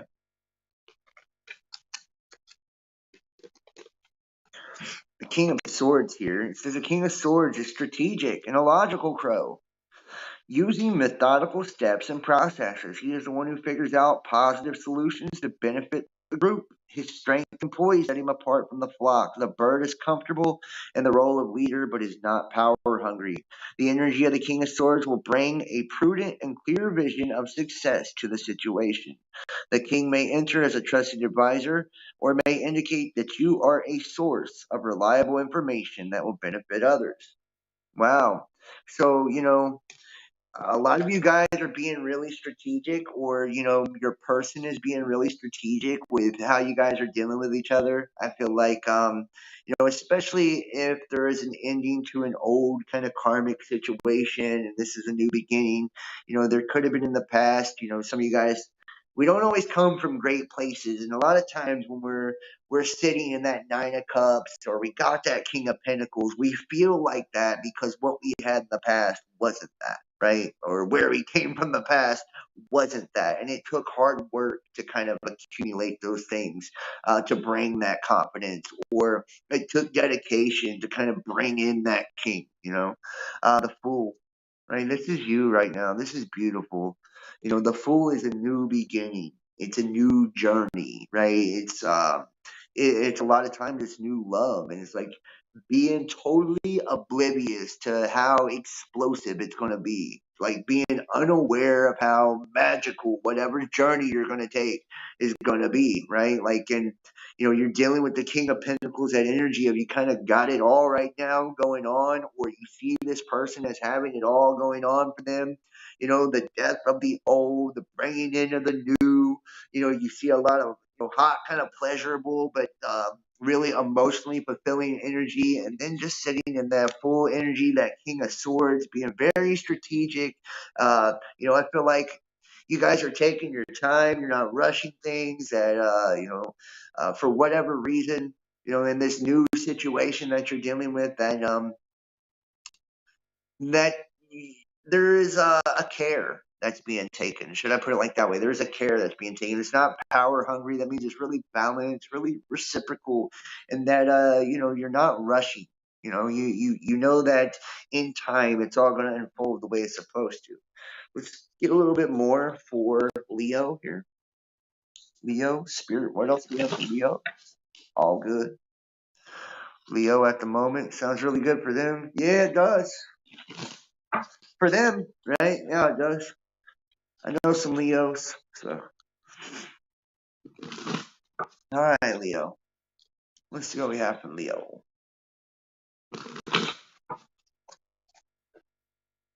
We are very patient. Yeah, you guys are also arrogant a little bit too, but not. I have a brother that's a Leo, and a friend that's a Leo too. So I got some Leos in my life. I like Leos. Virgos and Leos get along really well, actually. So, and I have a son that's a Leo also. So see what? True. Yeah. Hey, it's cool. Somebody's gonna be that way, right? Like, can't everybody be the hermit? We need a lion too. We need a lion and a hermit. All right. Let's see. But I don't feel like it's arrogant in an immature or kind of more of an energy, but it's confidence when it's mature, right? It's like healthy, positive confidence. It's leadership too, right? There's always the inverse to every energy, just like the hermit energy. Too much isolation can kind of, it can be a shitty thing. Too detached and all of that, too into yourself or overcritical. But and then there's also the introspection and the balance of self-seeking. So I mean, each energy, just like Leo, leadership or too much confidence, right? All right, so let's see here, Leo. Cool. All right, Leo. Your person's energy, you have the Nine of Pentacles. This is how they see you, I believe, right? This is how they see you, I believe, as the Nine of Pentacles. This is like just, and in the Rider Waite, it's got like the girl in the dress, and she's like, she's got the beautiful dark skin. She's like, flowing. She's got all the pinnacles and the flowers all over her dress, right? She's just beautiful and glowing, and she's just abundant, sitting there with a big smile on her face, seeing her power. And I feel like this is how your person sees you. And here's a little confirmation for you. You got the butterfly as well, right? That's transformation. That's you kind of like coming out of your shell, coming out of the cocoon is something beautiful blossoming. And I feel like this is the energy of your person. Or you could see them in this, or vice versa. Maybe they see you as the King of Pentacles and you see them as the Nine of Pentacles. Either way, right? But they see you as abundant. Let's see what the Crow has to say about the Nine of Pentacles. I'm kind of interested now. Okay. All right. The crow says, the crow in harmony with nature sits upon a wolf as the sun casts a loving, warm light over the blossoming trees, an abundant pile of coins. Unbothered by the bird, the wolf at peace represents a quietness of spirit and the ability to control one's emotions. In the distance is a deep green tree symbolizing a comfortable, stable home. The Nine of Pentacles may represent near completion of a goal or objective that will be successful once finished. Wow. It also can point to a life of wealth and comfort, both materially and emotionally. Wow, see, and this is what I mean. Like, whether this is you or your person, you're both viewing each other as the King of Pentacles and this Nine of Pentacles. Those are two fucking phenomenal energies. So, you guys got you got the big hard eyes for each other right now, and this is seeing a situation that can bring, wealth, prosperity, abundance, stability, security, and they're seeing you as a total package, or you're seeing them as a total package, which is really cool. Um, okay, we have the Four of Wands. Let's see what the Crow has to say about the Four of Wands. The Four of Wands, the crows harmoniously chatter as they celebrate the end of another beautiful day. The Four of Wands, and it is Leo season right now, so y'all are probably feeling yourself right now. They should play the lotto? Yeah, they should play the lotto, for real. It's Leo season. The Four of Wands denotes a time of peace and harmony, especially regarding home and family. The Four of Wands also predicts that a joyous occasion, such as a birth or a wedding, could be on the horizon. You may also see the Four of Wands as a reminder to connect with those who bring joy and happiness into your life. Throw a dinner party, arrange for a backyard barbecue, or have friends over. It may not feel like it at the moment, but you will soon have a reason to celebrate. So some of you guys could have marriage in your future, right? Long-term commitment or a baby or a family. This is really beautiful. You see like the two birds. They're just kind of sitting there loving each other, kicking it. Everything's in balance and harmony. You got the flowers popped up there, coming off the wands, a fountain flowing. you know, um, this is telling you that you're going to have a reason very soon, to celebrate that. Yeah, wow, I know it's fucking crazy, right? This is really cool. It's a beautiful reading. Really, it's wild. Um, so if anybody's dealing with a Leo, yeah, you got it going on right now. It is Leo season though, guys. Astrologically, we're in Leo season right now, so it's only right that Leo's getting all the glory, all the shine. But you have, in the future here, this could be babies, this could be children, this could be marriage, this could be commitment, and a lot of happiness, right? A lot of happiness, a lot of stability. Let's see the hopes and dreams here, the Ace of Wands. And we got another ace, which represents kind of like a new beginning or a new start, right? Let's see. The Ace of Wands. The crow swoops from the sky and lands upon a wand, marking the beginning of a path to a bright, shiny city in the distance. This card affirms that the crow is on the right road and opportunities for success are laid out before her. The blooming spring flowers represent a fresh start. Floating through the air are little white feathers, bringing the message that the Ace of Wands represents a new beginning that is divinely guided.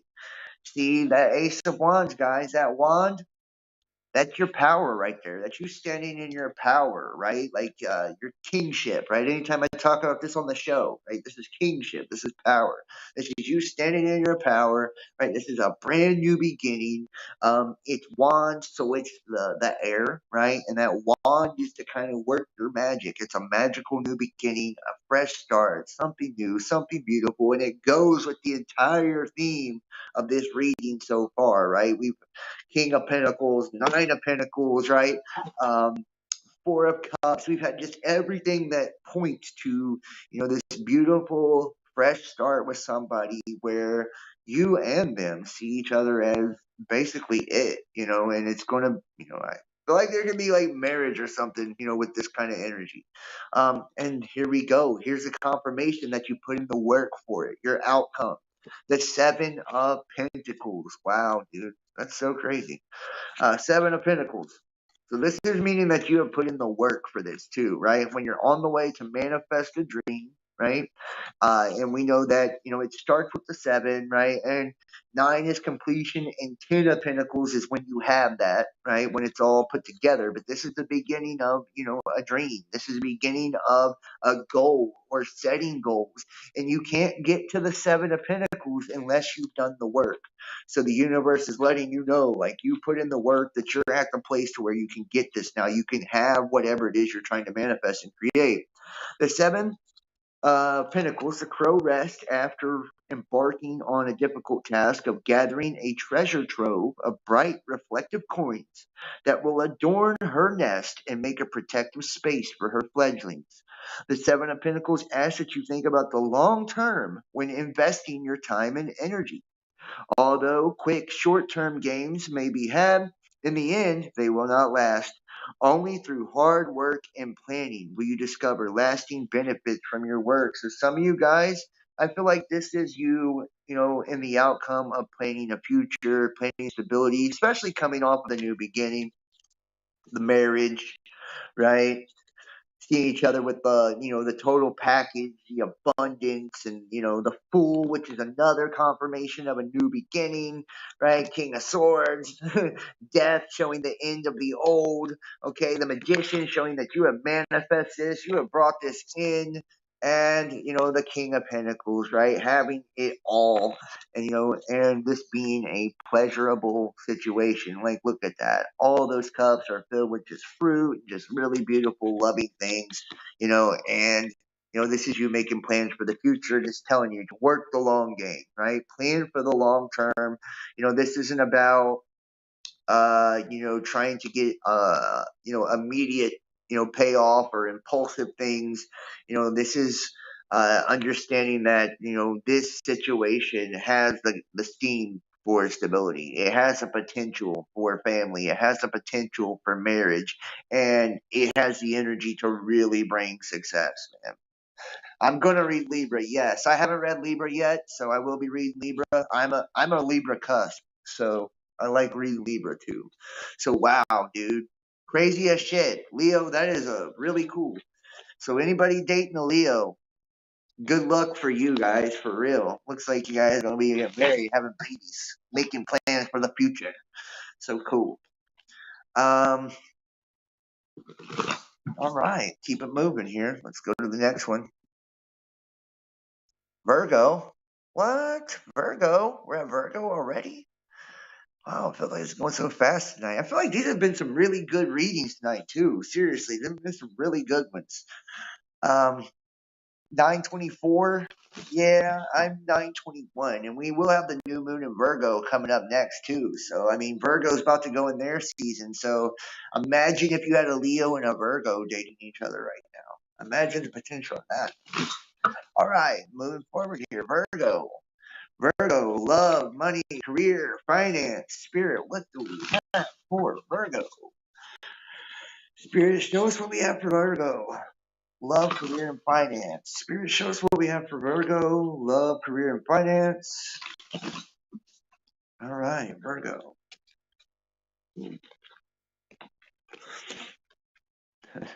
Thanks, you're welcome. Thank you. Love, career, and finance. Spirit, what do we have for Virgo? Love, career, and finance. What do we have for Virgo? Love, career, and finance. What do we have for Virgo?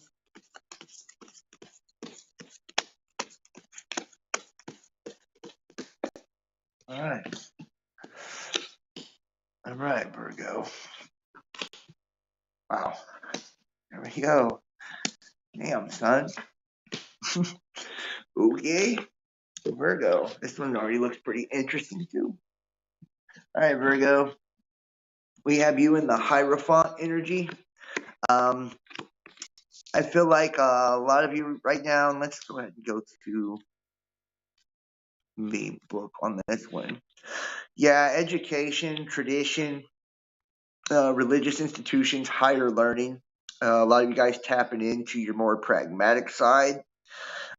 This is telling you not to take unnecessary risks, right? So I feel like you guys are in that energy right now, that Hierophant energy, kind of feeling, really focusing on spirituality, being very practical too at the same time, not taking any unnecessary risks. This card's also a warning that, now's not the time to take these risks. Yeah, instead, seek knowledge from well-regarded institution or person. The Hierophant's role is to stand before others as a mentor or spiritual teacher. So Virgo, this is you right now. This is your energy. It's deeply connected with the divine and could represent divine guidance that comes from connecting with our higher self. Right. So, Virgo, I feel like that's what you're doing right now. A lot of you Virgos are doing a lot of introspection, really trying to connect with the divine, be very discerning in your decisions, your situations, where you're giving your energy, trying to do things in moderation, be very careful, not take a lot of risk right now. And you're pursuing kind of the higher things, spiritual teachings, and some of you guys could be spiritual teachers. So uh, you are crossed by the Eight of Cups. Let's see what the Eight of Cups is in the Crow here. This is your challenge.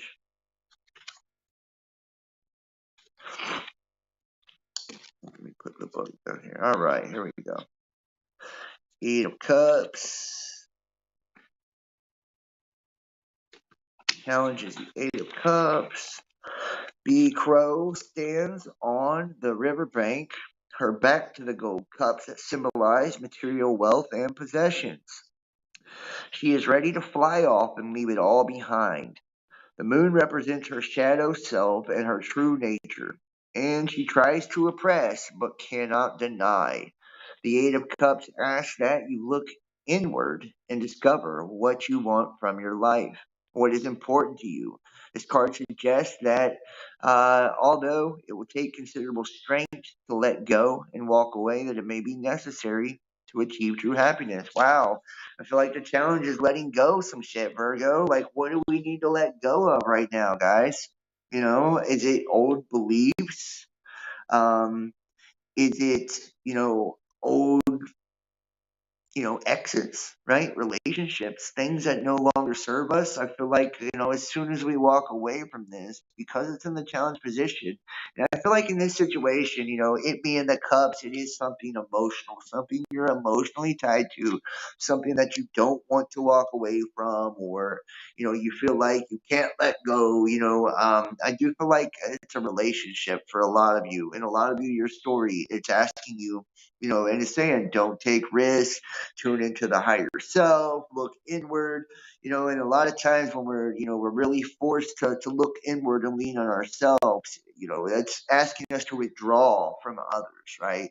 To be, really in our own divine powers. So I feel like as soon as you guys let go of this old relationship or whatever is kind of holding you down here, that more, and this can even represent like joining a club or a group or whatever, seeking divine guidance from things, institutions, brotherhoods, societies, whatever, right? Just collectives, online families, anything that's going to bring you that kind of spiritual support that you need. But first, you need to let go of the old ideas, concepts, things that hold you back, especially relationships.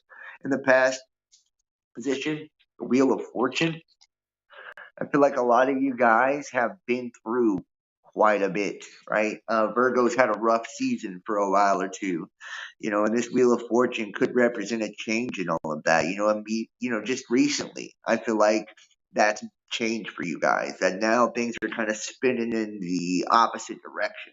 That a lot of you guys are finding where doors were closed to you in the past, they're now open, where things were blocked in the past, it's now flowing, right? Where opportunities didn't exist in the past, they are there, and that, you guys, if you're able to move on from, just kind of a very cool deck. I know I love this deck, it's super cool.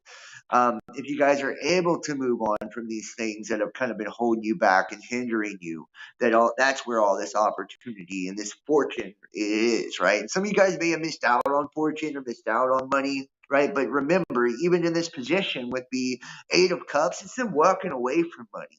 It's like, I don't care how much, this is going to make me. I don't care, and maybe it's a situation that you were in or a relationship you were in that was based on money, or whatever. It's like, hey, whatever this was, there's not enough money in the fucking world to make me miserable.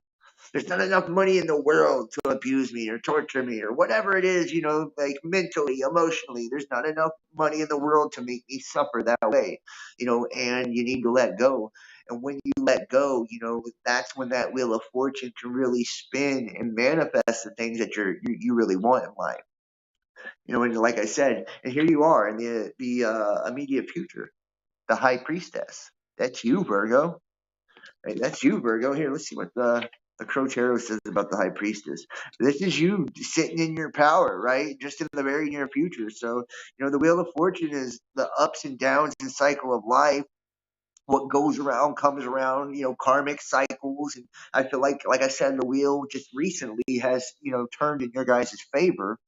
Um, it's a reminder that that the good comes with the bad, and that change is coming, and that recently I think a lot of things did change for you guys, um, symbolizing inner power, right, and the ability to control the amount of time we spend either up or down. That the fortune depends on you, and you decide on whether you're gonna stay down when you get beat down and allow people to kick you, or you're gonna get up, you're gonna fight, you're gonna move forward. The high priestess, though, I just wanted to clarify that for you guys.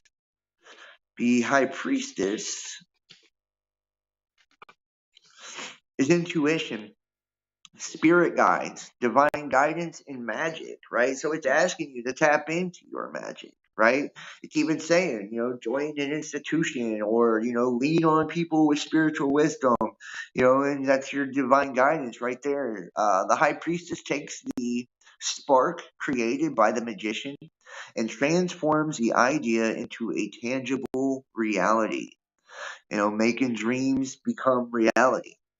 Like a shadow passing in the night, her energy is present and can be felt in the gut, but not always seen. Her intuitive power lies in the spiritual unconscious, allowing the high priestess to soar back and forth through the veil, bringing with her divine knowledge. Perched on the moon and surrounded by four suits, your connection with the High Priestess is active at this time and should be utilized. She comes ready to deliver the answers you seek through dreams and symbols. Pay attention. She is with you.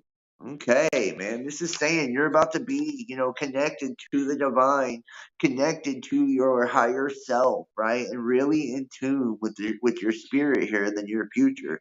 That you're going to have a very uncanny ability to make dreams manifest, to make, thoughts manifest, to bring all those things that you seek into reality, make them tangible, palpable reality. You know, underneath we have the Four of Pentacles.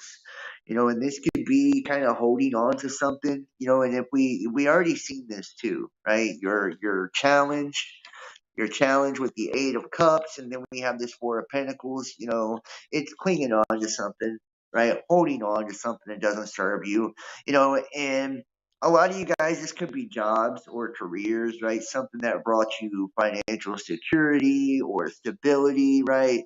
And this could be someone trying to be deceptive and also take that from you as well, right? It does have the inverse to that, either way. But so, we need to be practical. And with that Hierophant, we do need to be careful and not take risks, right? And really kind of watch our finances.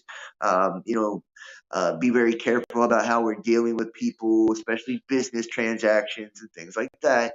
But when it comes to relationships, we need to let go. We need to let go of the things that no longer serve us, the things that are harmful to us, and quit trying to hold on to things of the past. Quit trying to hold on to security and allow the universe, through that high priestess energy to manifest dreams, right? To go bigger than what you have and bigger than what you think you deserve.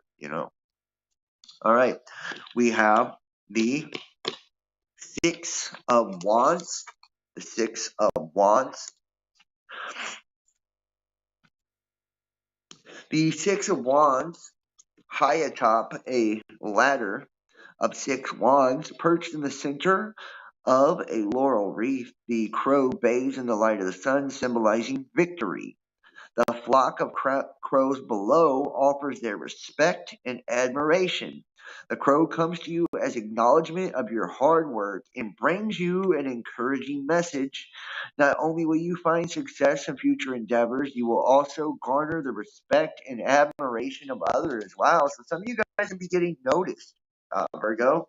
Noticed for your hard work, getting notoriety maybe in the field that you work in, and what you're doing, or perhaps you're attracting a partner that kind of just sees you for who you are and sees your beauty, sees your abundance, sees what you bring to the table, right? But either way, there's going to be a lot of attention on you guys, so you can kind of expect it, and it's going to be positive attention. Is a beautiful thing, right? The Six of Wands represents admiration, respect, right, and recognition. So people seeing the hard work you put in, recognizing that hard work, and admiring you for it. That's really cool.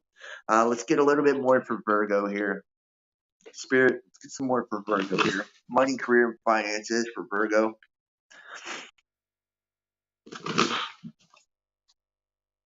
Yeah, for Virgo, money, career, and finances. Money, career, and finances for Virgo. All right, Spirit, money, career, and finances for Virgo. Ooh, all right.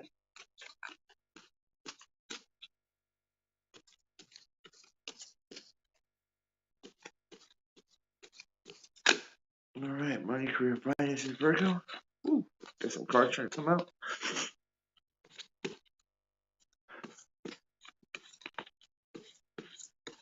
All right, a couple more here. I'll take that.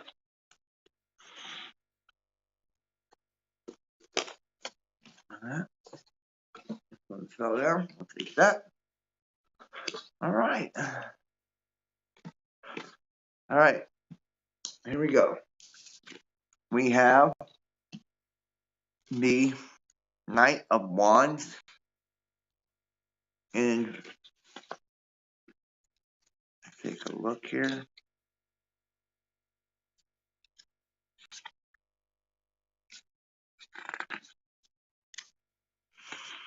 It was on the ground, so I don't know. We'll just read it how it is. Knight of Wands channels the charging energy of the horse and moves forward with raw power and determination. With the sun high in the sky offering plenty of daylight ahead, the crow flies without hesitation. He's confident of success, even if he experiences moments of uncertainty about where he's going. The King of Wands uh, the Knight of Wands reflects a person who jumps in without weighing all the consequences. He possesses an energy that is pure enthusiasm, a much needed ingredient when executing a plan. This card warns that although passion is essential, you must find balance and clear thinking for a project or situation to find success. So, I feel like you guys are in that energy, a lot of you guys right now, right? Just feeling the passion, feeling the fire, feeling the flame, ready to go rush in and dive head first into a new love, new situation, new opportunity. You do have that wheel of fortune spinning in your direction. We do have that Six of Wands, people noticing you, admiring you, and you will be in that high priestess energy, kind of in the divine. Feeling yourself and being very aware of your surroundings and situations. And here we have the Nine of Pentacles. The Nine of Pentacles. This is accomplishment. This is and a lot of you guys are going to be coming into finances too in the near future. Here we go. The Nine of Pentacles. The crow is in harmony with nature, sits upon a wolf, and the sun casts a loving, warm light over the blossoming trees and abundant pile of coins. Oh, this is the Eight of Pentacles. Excuse me. Sorry, guys. Well, No wonder it did match up. Eight of Pentacles. The crow diligently and masterfully carves a pentacle in the coin away from the noise of the roost. He's focused and determined to finish all 8 coins in perfection. The Eight of Pentacles encourages you to further your education, to master the skills that will enable you to become an expert in the area of your sole purpose. At this stage, it may be hard to recognize, but through hard work and dedication, you'll find the success you seek. Wow. Some of you guys, we've got a lot of energy here, rushing in, being very ambitious, right? And, working on your craft, working towards self-mastery, really trying to attain something, really trying to achieve something. You guys, Virgos right now are in a really focused kind of go-getter type of energy. Hopes and dreams. We have the Three of Cups. Wow, dude, I love this card. I love this card. This is celebration right here, guys. This is celebration. I love it. Here, let's see what the crow says about it. The Three of Cups. It's time to celebrate. The 3 crows happily play together and drink from cups overflowing with water. Food is abundant. The warm sun creates a peaceful glow in the garden. Together, they're experiencing a joy that's achieved by positive energy each crow brings to the yard. These crows want you to know that play is necessary, and we all need to take time to enjoy moments with friends and family. Wow, guys, this is about family. It's about friends. This is encouraging you to play more, to let your hair down, right? To get out, socialize. And this is you celebrating in the near future, right? Achievements, and it looks like you guys have been doing a lot of hard work, that you have been very ambitious, pushing forward, trying to achieve things, trying to attain things. I see a lot of this energy is more kind of like work, money, career focus, but I feel like the same kind of goes in love. See, Virgos, all of it's one, right? Virgos, money, career, love is all good hand in hand, right? We work, we multitask, we're working on all those things at the same time. And the outcome, the lovers. The outcome, the lovers. I fucking love it, right? A lot of you guys are going to be meeting your soulmate, right? Your twin flame, coming together with your soulmate, your twin flame.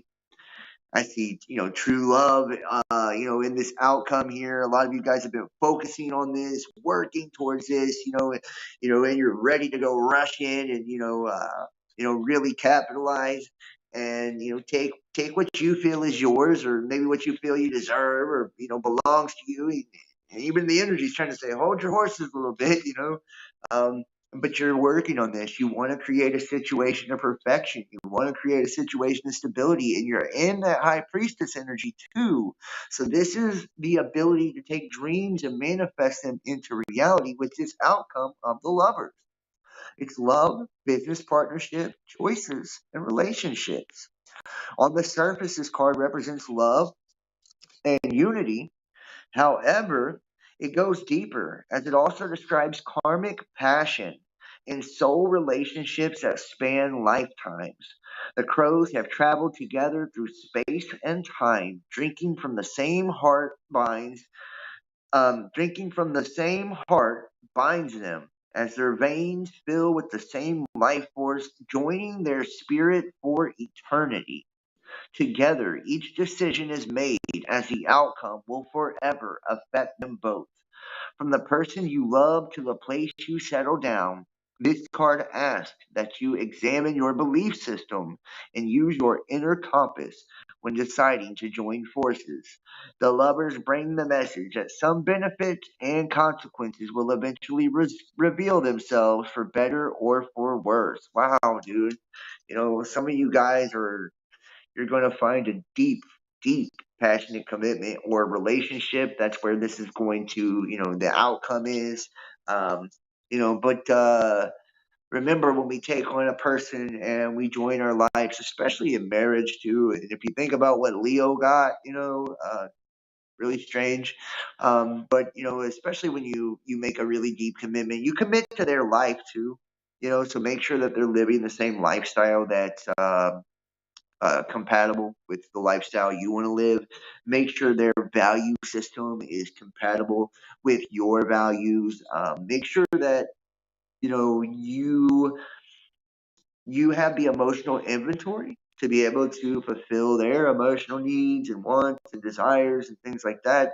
You know, we don't want to put ourselves in a situation where we're constantly trying to keep up with somebody, or where it's too high maintenance, things like that. So be careful of that. And we don't want to put others in that situation either. If you feel like somebody's just not filling your cup, don't dive deep into a commitment if they're not going to, fulfill you. But I do feel like, you guys are heading for deep commitment, deep love.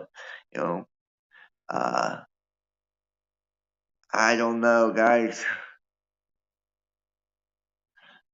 I don't know why would you even say all that shit? It's just I don't do the indoctrination. I feel like every spirit comes from God, so you aren't allowing anything to speak over your lives. You can claim these readings or not, right? You can claim these readings or not. So that's what I'm saying. I do claim this because I do want love. I'm a Virgo. I see this lover's outcome. I see hard work. This is not God speaking anything to your life. This is a divining of the energies that are currently transpiring in your life. So it's like not for one, they're general readings, so not every single person will match every situation. You'll know your situation. Yeah, yeah, there you go, Robin. Yeah, that's cool, man. Like, not everybody is. Well, we're not going to go into. We're doing a tarot reading. It doesn't matter what your religious belief is, bud. I don't care. Just to be all the way honest, like mine's not the same, so don't force yours on me. Okay. um, or anyone else in my chat room for that matter. It's what you want it to be. If you don't agree with tarot and you think something's all for evil, don't watch the videos. It's that simple. It's real easy. That's an easy problem to solve. But what tarot is the divining of energy to be able to see what's currently taking place, get clarity on what's taken place in the past, and to kind of get a sneak peek at what could take place in the future.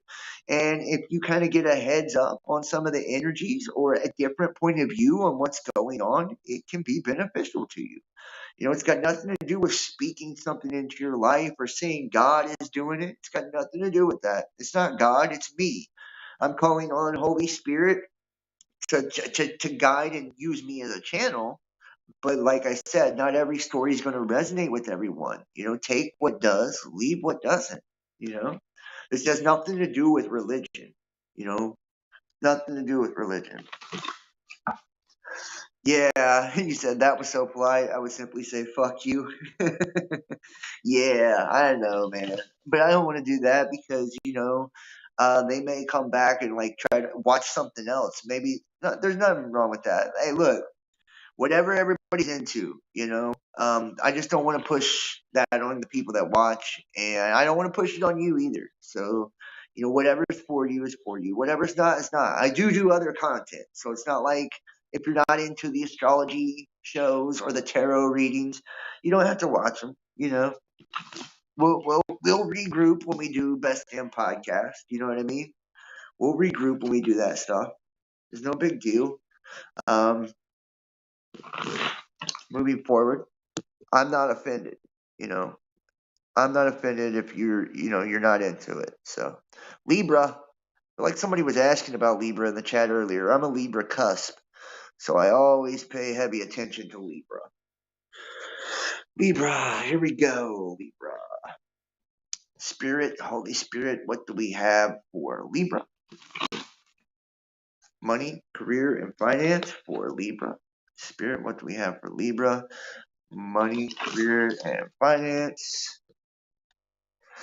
So weird, man. Why is that not showing? Crazy, crazy, crazy. Let's see if we can see it over here. Money, career, and finance for Libra.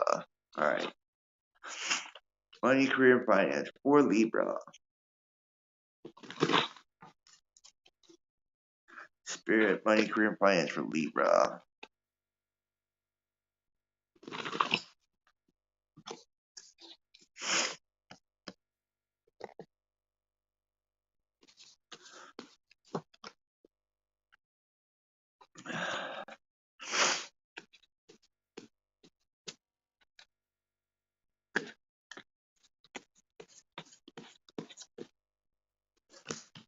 All right, Libra.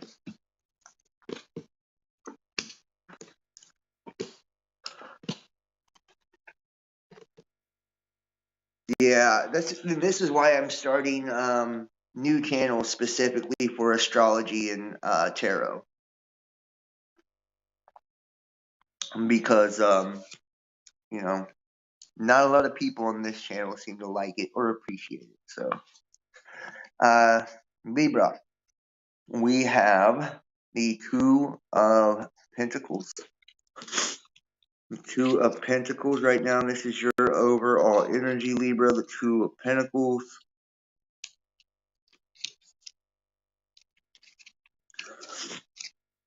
And you know what? Anytime you start something new like that, I've done conspiracy and spiritual teaching for so long. I feel like it's a shock to people. Maybe it's like not what they are used to watching. So when like the tarot readings and all of that, it's like trying to start something new is challenging. You know, so the astrology and tarot, I feel like it's just better I start it with new channels. So here we go. Two of Pentacles.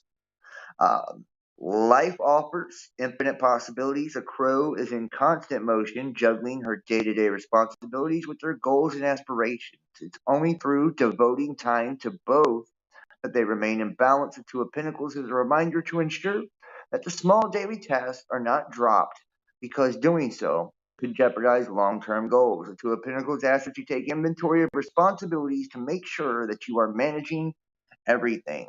And so right now, I feel like, you guys are trying to make sure that you're taking care of the day to day. You're being asked to make sure that you're taking care of the day to day. You do have the Six of Swords as your challenge, the Six of Swords as your challenge here.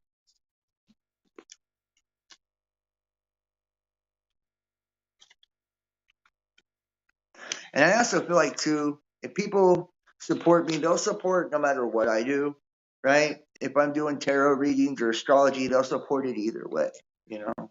And the ones that don't support, then I don't need those people. Through the snow, the crow makes a trip over choppy waters in pursuit of a better life. Along the way, he's lost a few feathers, but it's a sacrifice he's made for a chance to rebuild and start over. Right, so a lot of you guys, right, you're having a new start in life. You guys are starting a new relationship, maybe a new business, a new beginning of some sort, right? In the past, we have the Eight of Wands in reverse. The Eight of Wands reverse indicates a time of hardship ending, right? So a lot of you guys have just come out of a hardship and you've learned lessons that will help you manage future challenges. So a lot of you guys just came from a really difficult situation, something that's brought you a lot of pain, perhaps, a lot of conflict, a lot of stress, trying to start a new beginning. I see you here in the immediate future in the King of Pentacles energy. So that's amazing, right? Amazing, Libra. The King of Pentacles energy, this is basically having it all, the emotional abundance, the financial stability. I see you guys really feeling yourself moving forward, having the things that you need, all your needs being met. If some of you guys came out of financial challenges, maybe here in the near future, there's going to be new opportunities, new job, career opened up for you. Maybe you could even be receiving gifts from people. For whatever reason, I do get kind of this intuitive feeling like some of you guys could be gifted money or inherit money. Something to do with money and abundance is about to be made a lot easier in your life. Underneath, we have the Strength card. So I feel like this is what's been brought out of you due to your previous kind of challenge, right? You guys really, having this struggle, this sense of loss, stress, and that's why you're being reminded to make sure you're taking care of the day to day tasks. Because a lot of times when we come out of hurtful situations or we have failures in life or hardships in life, we forget to take care of the simple things.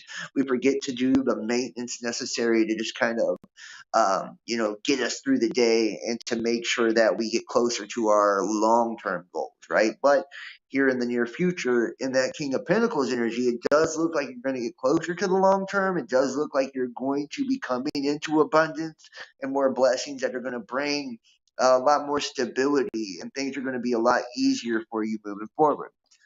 Wow. Okay, we have the Nine of Swords. So some of you guys are kind of waking up right now, right? This is like waking up out of a nightmare or a bad dream. Some of you guys have just recently got yourself out of a karmic cycle, maybe a relationship or a situation that did feel hellish or nightmarish. We know in the past energy too that there's a lot of hardship and conflict, but I feel like you guys are waking up out of that. Right, the bad dream, if you will, is ending, and we're kind of moving towards calmer waters now, a little bit more stability. Maybe it was a nightmare situation with your finances. Maybe you just, no matter how hard you worked, you couldn't really, get the money you needed to take care of the things you needed. And I've been in those situations, where you work as hard as you can work, but it just doesn't seem to get you ahead, or it doesn't seem to be enough, or for whatever reason, and we get these especially we can just leak energy, and uh leak it into the wrong places, the wrong people. A lot of people are very parasitic when it comes to our energy and will suck us until there's no energy left, so we got to be careful what we're giving our time, our focus, our energy to. And this is asking you to snap out of the darkness, right? Wake up out of the darkness, wake up out of the nightmare, kind of see things clearly. If you guys were under a situation that was kind of keeping you a little bit foggy or a lack of clarity, I do sense a lot more clarity coming to you as well in the immediate future. Here, let's get some more for Libra. Let's get some more for Libra. Spirit, what do we have for Libra? Like I said, I'm a Libra cusp, so I resonate with a lot of Libra readings.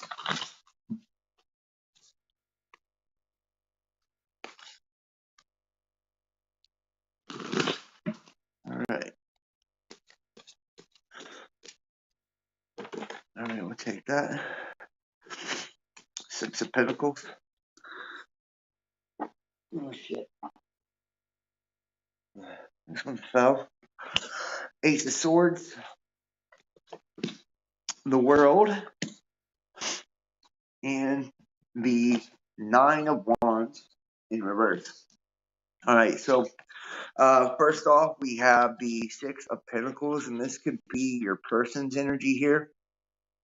When we look at the Six of Pentacles, so this is generously charitable crow. Didn't I just say that I felt like some of you guys could be getting a gift, or somebody giving you something, an inheritance or a gift of some type, and then we pull the Six of Pentacles. Tell me there ain't an intuition to this shit, dude. The generously charitable crow happily shares a fish since he has two and is not worried about finding more. Now, although he's a compassionate crow, he is not necessarily a philanthropist, as he does expect some form of payback in the future. The Six of Pentacles denotes a time of receiving and offering help with strings attached. What? So maybe some of you guys are going to be gifted money. I do see money. That's the Pentacles here, the Six of Pentacles. Someone could, possibly be breaking you off with a little bit of bread, but there could be ulterior motives, right? Like, we know that sometimes not everybody's just so cool and generous, that they give you something and they don't expect anything in return. Hardly ever, right? You're lucky if you can get people to give, or be charitable or donate or so, shit like that to people in general. So most people do have motives, and I feel like in this sense, when I get this sense too, I feel like be careful where the gift comes from, because, this person could expect like sex, you know what I mean? Like, they could expect sex in return, and that's why they're giving you money. That's why they're looking out for you. Maybe they're helping you with your bills, your finances. Maybe they're trying to buy you nice shit, or saying, "Hey, I know you've had it rough, right? You just came out because we know, in your reading so far, it's shown that you've had some struggles, some hardships, especially financially." And saying, "I know you just came out of this, so here, let me help you, get back on your feet." Right, but beware, because it does seem like they want something in return, and they're probably going to expect the form of payment to come, like, well, if you do this, or if I do this, then you got to go out on a date with me, or you got to do this with me, or, so be careful about that. Or, people can just expect a lot of times when they give, they're like, well, I gave to you, so now you owe me. And, you got to, sit on the phone with me all day or talk to me all day or, whatever, right? You never know. Everybody's different and they expect different things in return. But this could be like somebody coming to you in the future for a favor type shit. Like, hey, remember when you were down? Well, now I need you and now I need something and you owe me. Okay. The world card, right? The world card. This is also a lot about cycles and beginnings. I feel like this is, you coming out of that old stagnancy, that old stagnant energy, or the hardships or things that you were going through that kind of put you in the financial pinch, so to speak. You guys coming out of that and something new starting with all of that. Let's see what the crow has to say about it.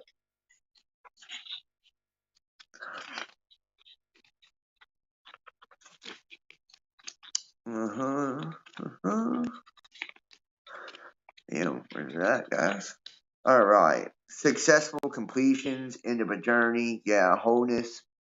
So, dancing within the laurel wreath, the crow celebrates. He's surrounded by the fixed signs Taurus, Leo, Scorpio, and Aquarius, symbolizing the four seasons that mark the passage of time.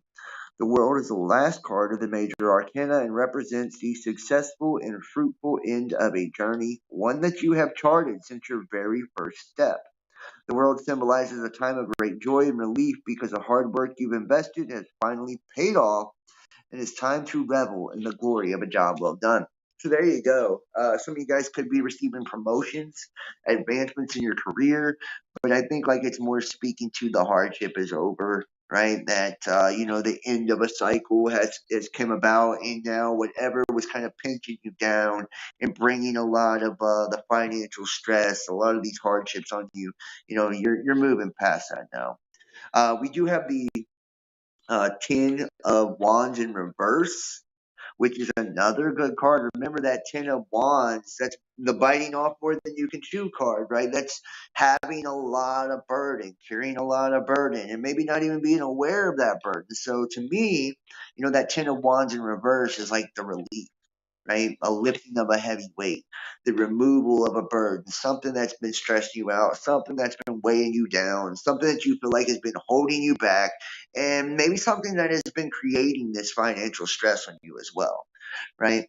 In the outcome, we have the Ace of Swords, right? That's clarity. The things coming to light, truth, kind of stepping in your power. Let's see what the crow says about it. Let's see what the crow has to say.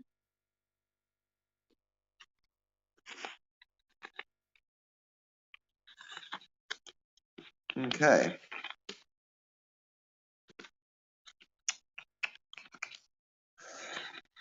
So, if I can find it, I can turn the page here.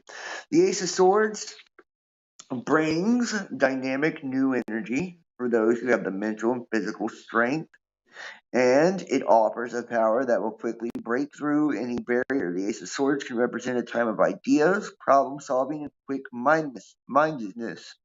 Whether you are arguing for a cause or answering questions during a job interview, you feel prepared to articulate your position with passion and purpose. And like I said, there could be promotions or new job opportunities. Well, this kind of clarifies that right there, right?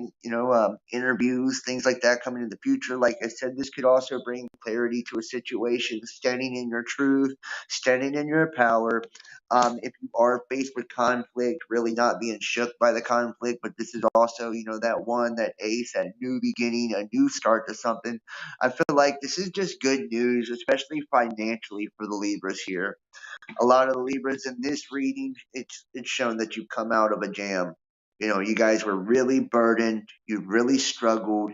You've had a lot of hardship, a lot of difficulty, but that is coming to an end now. That something new is coming in, and it's going to bring, elevation, especially in your career. finances. There's going to be a lot more abundance available to you, a lot more fruitful situations that are available to you and possible to you. Do be careful, though, that some of the offers, because like I said, expect donations or gifts or people to bless you with things, just gift you things, especially when it comes to money. Um, but there's a catch-22 sometimes. So, read the fine print, especially if you're dealing with contracts and stuff like that, or when people are gifting you stuff, make sure that you know their intentions and make sure you know what they expect in return and whether or not you want to deliver on that. Not whether or not you can deliver, whether or not you want to deliver. Some people, you may not want to give what they want in return. So let's keep it moving. Really cool, Libra. I'm glad to see that. Scorpio. Scorpio. All right, Scorpio. See what we have for Scorpio. Spirit, what do we have for Scorpio? Money, career, and finance. Spirit, what do we have for Scorpio? Money, career, and finance. Yeah, I feel like there's been some really interesting readings tonight. Very detailed, too. The cards have just given us a lot, like tonight. Really, it has. It's not very descriptive. And not every story is going to be, your story. But I want you to understand too, you have your sun, moon, and rising sign too. So like more than one of these readings are probably going to apply to you or different areas of your life. Like I've resonated with the Virgo and the Libra reading tonight. Me personally. So let's see what we have here. And the Leo reading. I'm dealing with a Leo right now. So and have Leos in my life. So I resonate with these are all different archetypical aspects of us, guys. So here we go. Scorpio. Wow. Wow. Cool. Wow, this is going to be an interesting one. All right, Scorpio. Take a drink here. All right, Scorpio. We have your energy as the Ace of Wands. You've got two aces here representing a new beginning, a new start, something new starting in your life, perhaps a new relationship, a new job, a new career path, right? A new karmic cycle. Maybe you've recently been through something hard or challenging. We'll see as the cards come through. Okay. But I believe this is more akin to a relationship. The Ace of Pentacles and the Ace of Wands. So let's take a look at the Ace of Pentacles here in the Crow.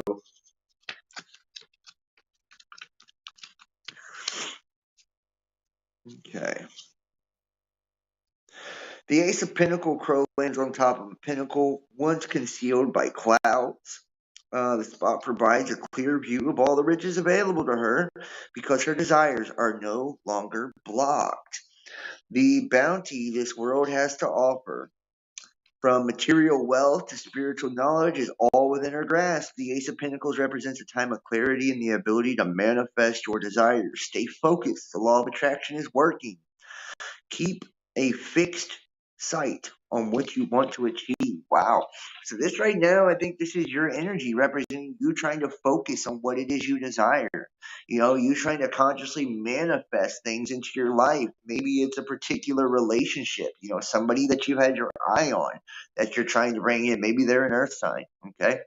Um, but this also, like I said, is a removal of blocks. So maybe you guys have had some recent spiritual blocks or some bad juju on you that's kind of held you up and kept you from opportunities that you would have liked to had, or blocked you relationships, or caused chaos in relationships that you're involved in. We also have the Ace of Wands.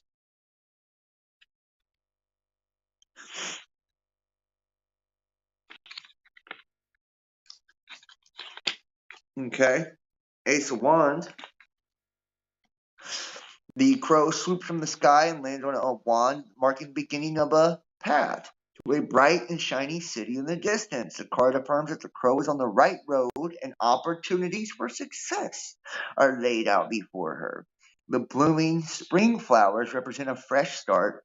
Floating through the air are little white feathers, bringing the message that the Ace of Wands represents a new beginning that is divinely guided. Wow. So you got new opportunities, new beginnings.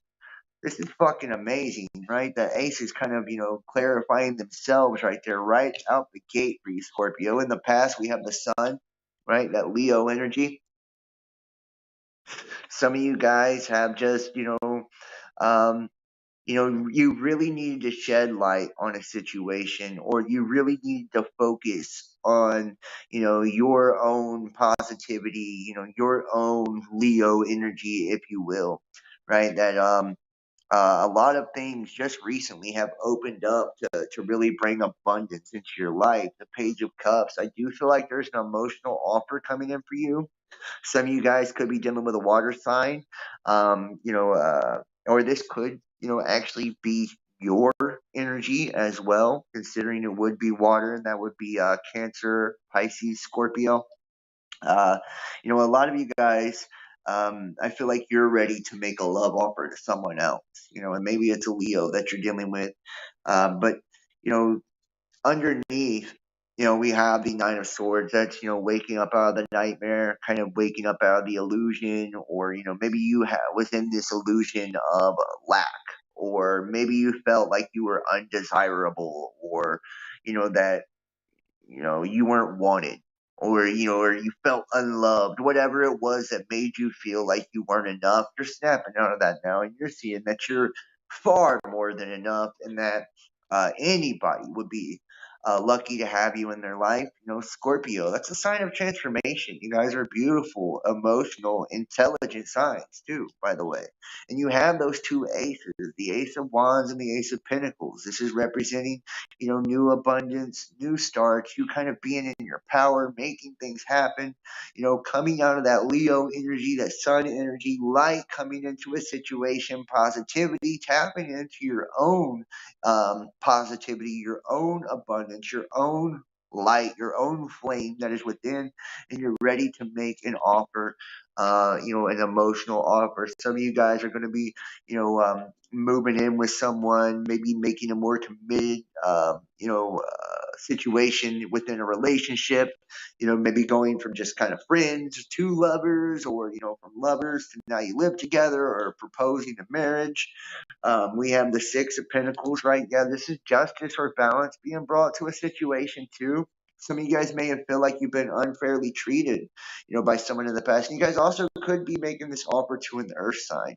So just keep that in mind too. I see a lot of earth energy as well as water energy. Yeah, I feel like some of you guys feel like you were really unfairly treated, or life has just kind of been dealing you a shitty hand, and that you're ready for a new start. You're ready to start over. You're ready to make amends with the past, and to really live a life in the sun, right? To really step out of the darkness, to wake up out of the nightmare and wake up out of the dream, and move forward in life. Let's see what we have for Scorpio. What else do we have for Scorpio? What do you have for Scorpio, Spirit? My son's a Scorpio. Leo, Scorpio, and Aries. My boys.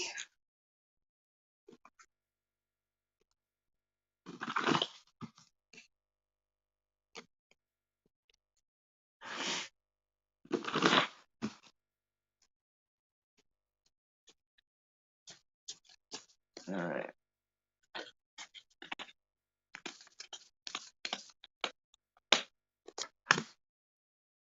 The Fool. Okay, so a lot of you guys have a new love coming in, a new journey. Some of you guys could be traveling, or getting ready to do some traveling. Perhaps, a lot of you guys may have, really be feeling lucky. This might be a time for some of you to play the lottery, even the Queen of Cups. Yeah, it's an emotional offer.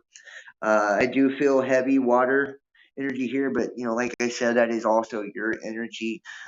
This is a time you're being called to be really nurturing and loving to yourselves, right? And this person that's coming in, I think, is going to bring a lot of nurturing and loving energy to you as well. Um, yeah, the Two of Cups. Wow, and see, and this is like my Lover's card outside of the Lover's card.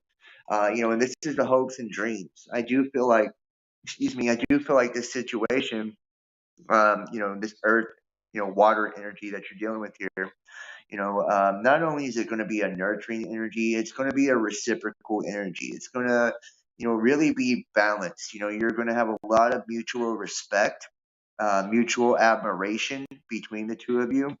And, it's going to be incredibly fulfilling. Let's see what the outcome. The Queen of Swords. Yeah, Queen of Swords. It's going to be coming in quick.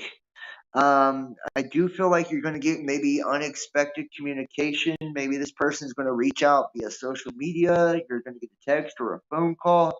But I feel like you guys maybe are not going to see this coming, but I feel like this person's already dying to talk to you. Like they want to talk to you. Maybe they've tried to communicate with you and they were blocked, or you blocked them, or they didn't have your number or whatever. But maybe you're getting ready to run into each other is what I think. You're getting ready to have communication. Um, there's getting ready to be an offer. I think you're going to be the one that actually makes the offer, or kind of put yourself out there first. But I do see a lot of nurturing, loving energy here. And like I said, when you have that Two of Cups, that's my lovers outside of the Lovers card. That's reciprocated energy. That's mutual love, mutual admiration, mutual respect. Really awesome. Really awesome. Let's keep it moving here. Oh shit. Sagittarius. Sagittarius. And then we have Pisces before we wrap up. Sagittarius.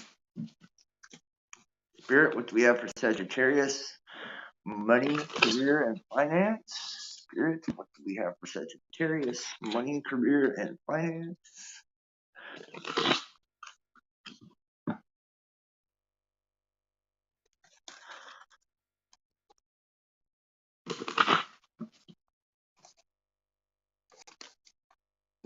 Smoke line. All right.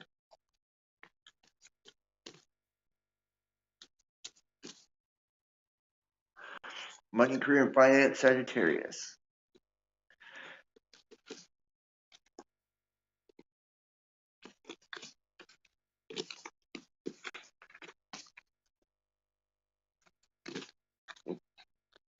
Get tired. Lucky we're almost done here. All right. Nine of Wands. Seven of Swords. The Devil in reverse. Page of Swords. Four of Wands. Five of Swords. All right, let's see here.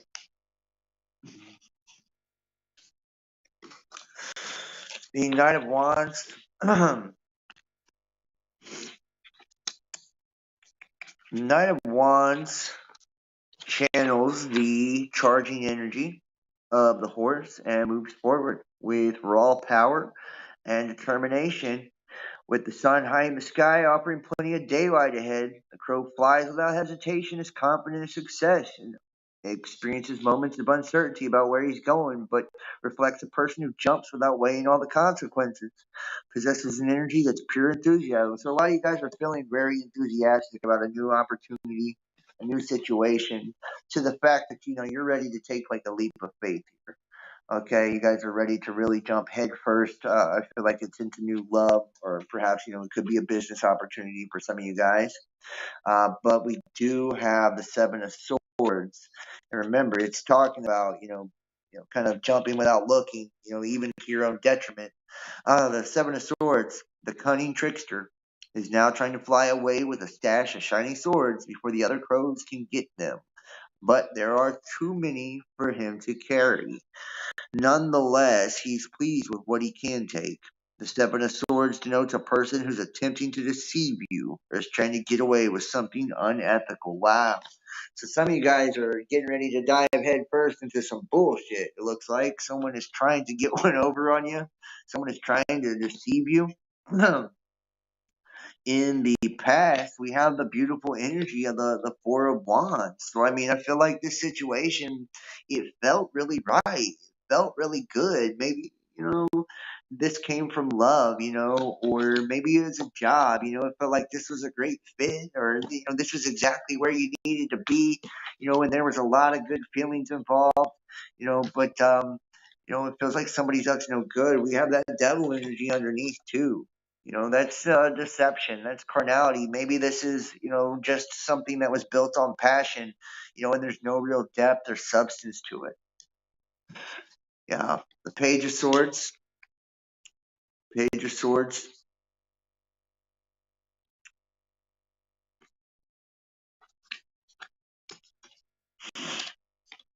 Okay. Yeah, the young crow uses his strength and stamina to carry the sword through an intense energy storm, right? So you guys are getting ready to walk right into a storm, or you're in the midst of it. Along the way, you may have lost a few feathers, but it's a small price willing to pay for a chance at something more significant. He's found his stride and approaches a goal with steady and relentless determination. So a lot of you guys are faced with conflict. You're faced with somebody trying to be incredibly deceptive right now, right? That devil energy, that Seven of Swords energy. You guys are diving headfirst into a situation that's maybe not too good. Not maybe, that's not good for you, right? It's probably built on, false sense of happiness, probably passion, lust, things like that. But this person's trying to pull a fast one. I don't think, they want anything but other than what they want, and what they want, I feel like you're not determined to give, and whether that's your heart, or they're just trying to use you for something, your money or whatever, right? You guys are in a very determined energy. It's like a lot of you guys are starting to become aware of their intentions, right? And your bullshit meters going off. You guys also have the Five of Swords here. There's a lot of swords in this reading. A lot of swords in this reading. The Five of Swords is victorious as he holds the swords over those he's defeated. On the surface, victory may look positive, but in the end, it could lead to loneliness and despair. Yeah.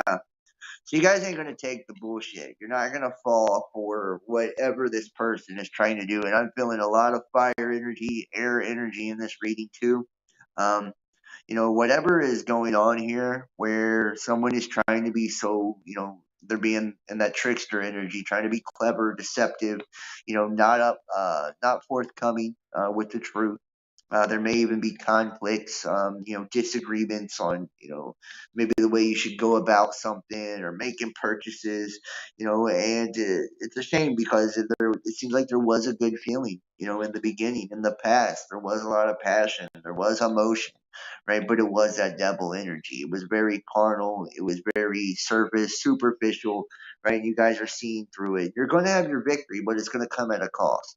It's going to come at a cost. It looks like it's going to hurt you a lot to let this situation go or to walk away from this situation. Let's get a few more. Let's get a few more.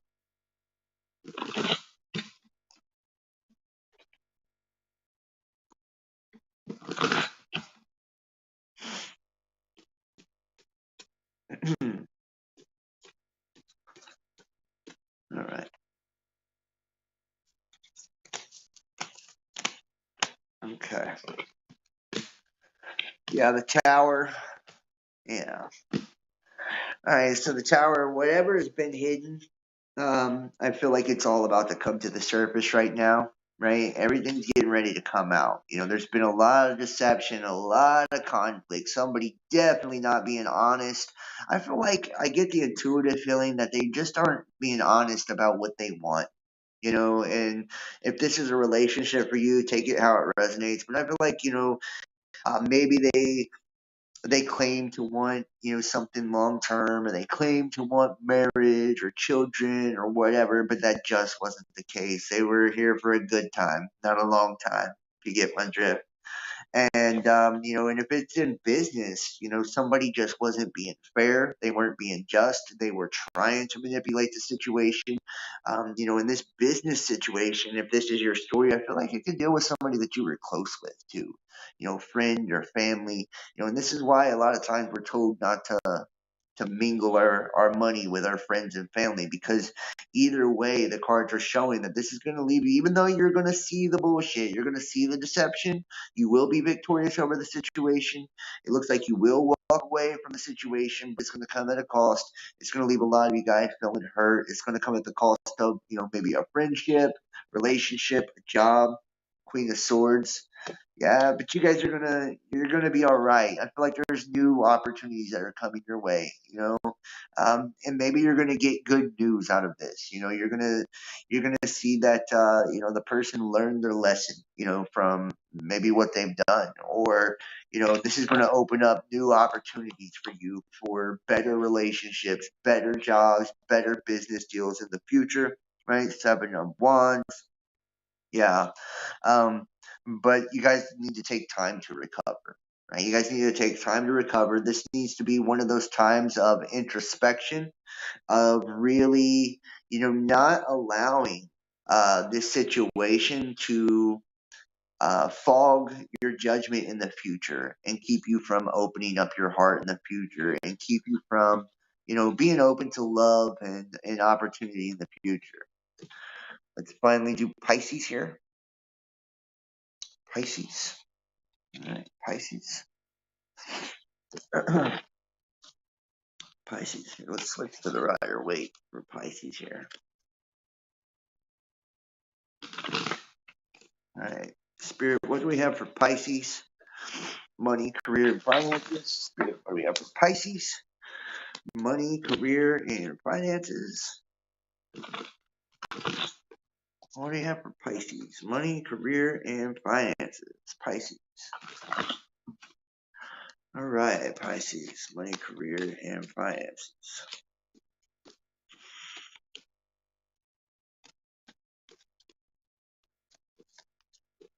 All right. Money, career, and finances for Pisces. We'll take them. All right. Some of you guys in a third party scenario, we got the Three of Swords, Two of Wands, Four of Pentacles, Seven of Pentacles, Queen of Pentacles, and the Two of Swords. Yeah. Okay. I feel like some of you guys right now are entering into a time of being single, right? Moving on from a third party scenario or getting over a third party scenario. And like I say, not always does this mean that somebody cheated. It just means that someone, kind of stepped outside of the relationship with their energy. They could have been putting their focus too much on their job, or could have been putting their focus, or allowing people to interfere in the relationship, friends, family, whatever, right? But somebody was bringing an energy that was uninvited into the relationship. And this Two of Wands energy is kind of showing you, you got the world in your hand. There's a lot of opportunity heading your way. There's a lot of possibility for you moving forward. I think the choice here, the question here is, how do you want to move forward? How do you want to proceed after this scenario? In the past, we had the Four of Pentacles. This is kind of you trying to hold on to your money, right? Not really wanting to spend too much. Maybe you guys are being very frugal with your money, saving money, perhaps trying to save up for a home, moving, whatever. In the past, I do see that you're trying to really hold on to your stability, and that's been very important for you. In the future, the near future, we do have the Seven of Pentacles. That's kind of looking at a job well done, right? Or looking at the fruits of your labor, right? You put a lot of effort into yourself. You put a lot of effort into, the path that you've decided to take. And I feel like you're just kind of stepping back, admiring what you've done.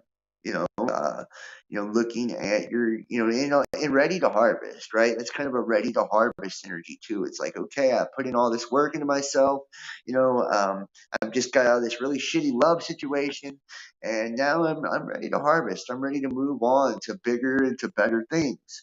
Underneath, we have the Queen of Pentacles, right? I do feel like there'll be a very financially stable offer in your future. I don't think you even see, this offer right away, or this person right away. Whoever you're dealing with feels like it could be someone from the past, possibly an earth sign, because right now you're in that Two of Swords energy, right? And it's kind of that self-imposed mental prison, right? She's got the blindfold on, but if she just put down the swords, quit fighting against the universe, quit fighting against destiny, right? She could see everything much clearer. All right, let's get a few more for Pisces. Let's get a couple more for Pisces. And we do have Jupiter getting ready to go retrograde, y'all. So, a lot of us are going to be affected by that. Pisces especially is going to be affected by Jupiter going retrograde. So, which I'll be doing the August astrology video this week sometime. So, sometime this week, look for the August astrology video. That's coming.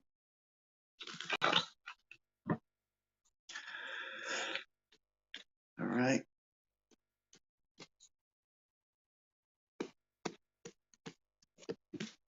The Chariot, Strength, Ace of Pentacles, Queen of Swords. All right. I feel like your person's at a distance.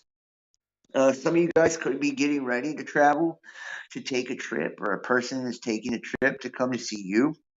I feel like this person that you're dealing with, and maybe, this prison, this is just for some of you. This could maybe be one person out there.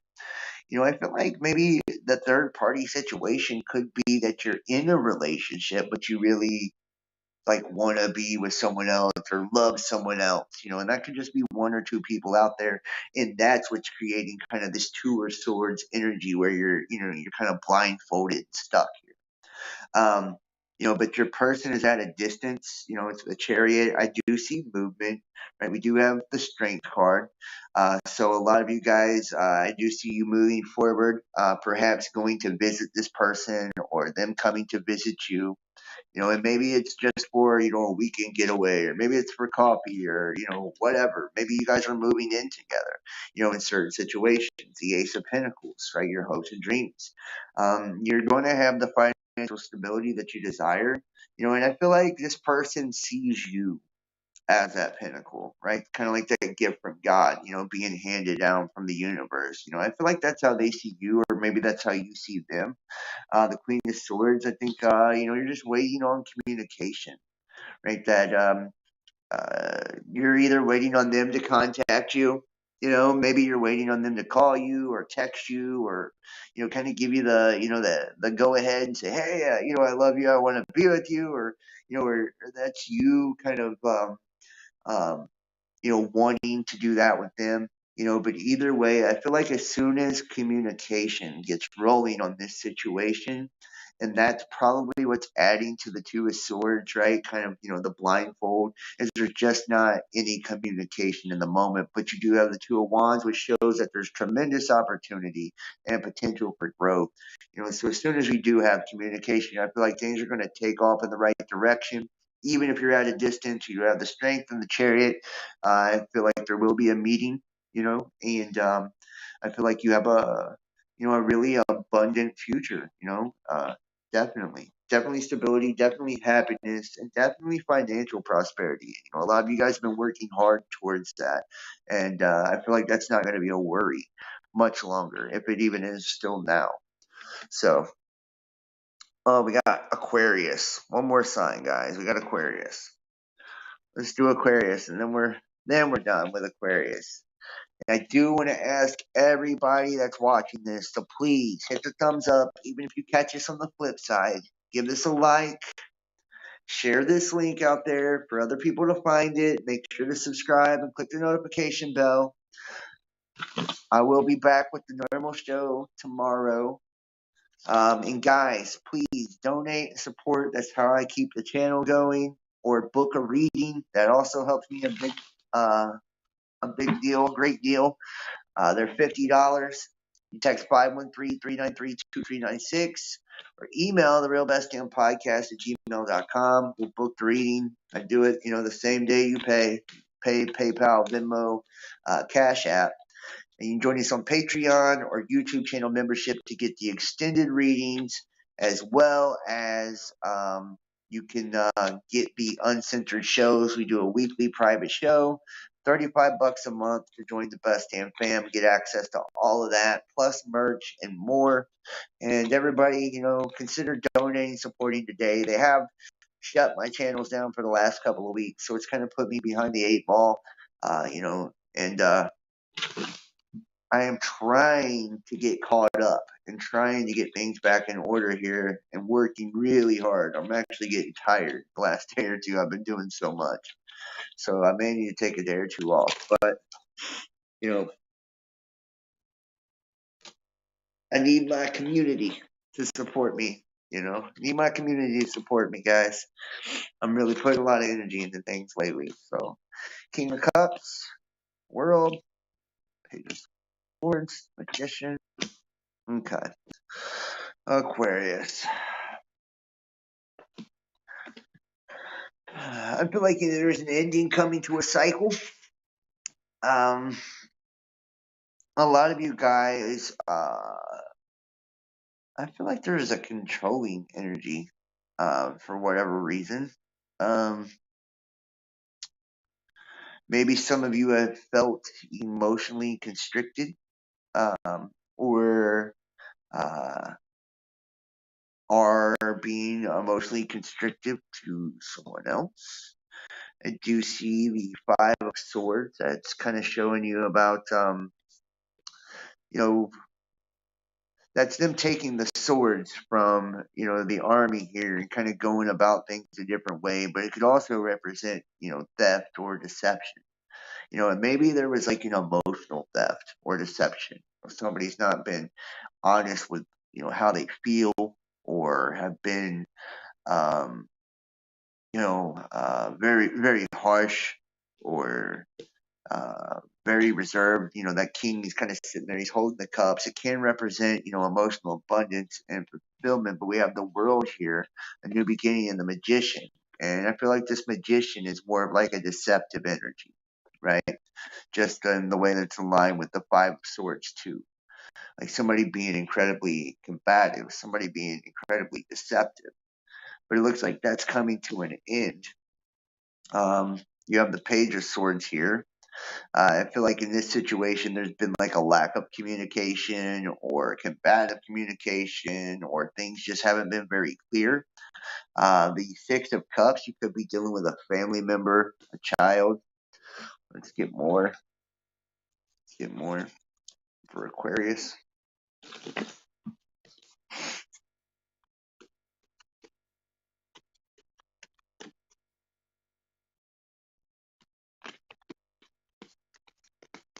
Or you could have children with the person you're dealing with. Eight of. Cool. Wow. All right, the Ace of Wands. So yeah, there's like a new start coming in, a new beginning, or an ending to this situation that's been really, kind of heavy on the emotions, deceptive, combative. The Sun, right? This could also be with a Leo. Your person could be a Leo. You could be dealing with a Leo. I do see also the Ten of Wands. This is a heavy burden for you, or it's felt really heavy. You could also be dealing with a Virgo. We have the Hermit popping up as well. This has been a heavy burden for you. The Ten of Pentacles. Your whatever your end goal here is. Yeah, whatever your end goal here is, and I feel like this is dealing with family. This is dealing with emotions. This is dealing with something that has, there's been a lack of clarity or a lot of confusion, a lot of conflict, and this has caused some type of emotional stress or emotional strain. There's been deception here, very obviously, too, with the Five of Swords. but I feel like your situation is clearing up because we have the world here kind of representing an ending to all of that, right? And just a stoppage. Um, and, maybe you're left holding this burden, with this Ten of Wands. Maybe some of you feel like you kind of left holding this burden or left holding the bag when you really want this Ten of Pentacles here. You really want, a beautiful ending. I feel like some of you could get this fresh start, a beautiful beginning with an earth sign. And for others of you, you will be kind of left feeling burdened after your situation or your circumstance. I'm going to go ahead and end it, guys. I am tired, and I went through all the signs. So I do want to say thank you to every one of you guys for watching. Ask all of you to please follow on all the social media, Instagram, Twitter, Facebook, subscribe, YouTube, DLive, Facebook, Twitch. And make sure to hit the like, hit the thumbs up, make sure to comment. Let me know if the message has resonated or just what you think about all of it. And keep in mind, we're viewer powered, so we're funded by you. So donate today, help me out, family. I'd greatly appreciate it. PayPal, Venmo, Patreon, Cash App, or Facebook Messenger Pay. And if you'd like to book a personal tarot reading, text 513-393-2396 or email therealbestdampodcast@gmail.com. And we will set up your appointment for your personal reading, and you can join us on Patreon or YouTube channel membership to get access to the extended readings as well as access to the Best Damn Fam private and uncensored content. Well, guys, thank you so much for watching. I hope you enjoyed it, and I will see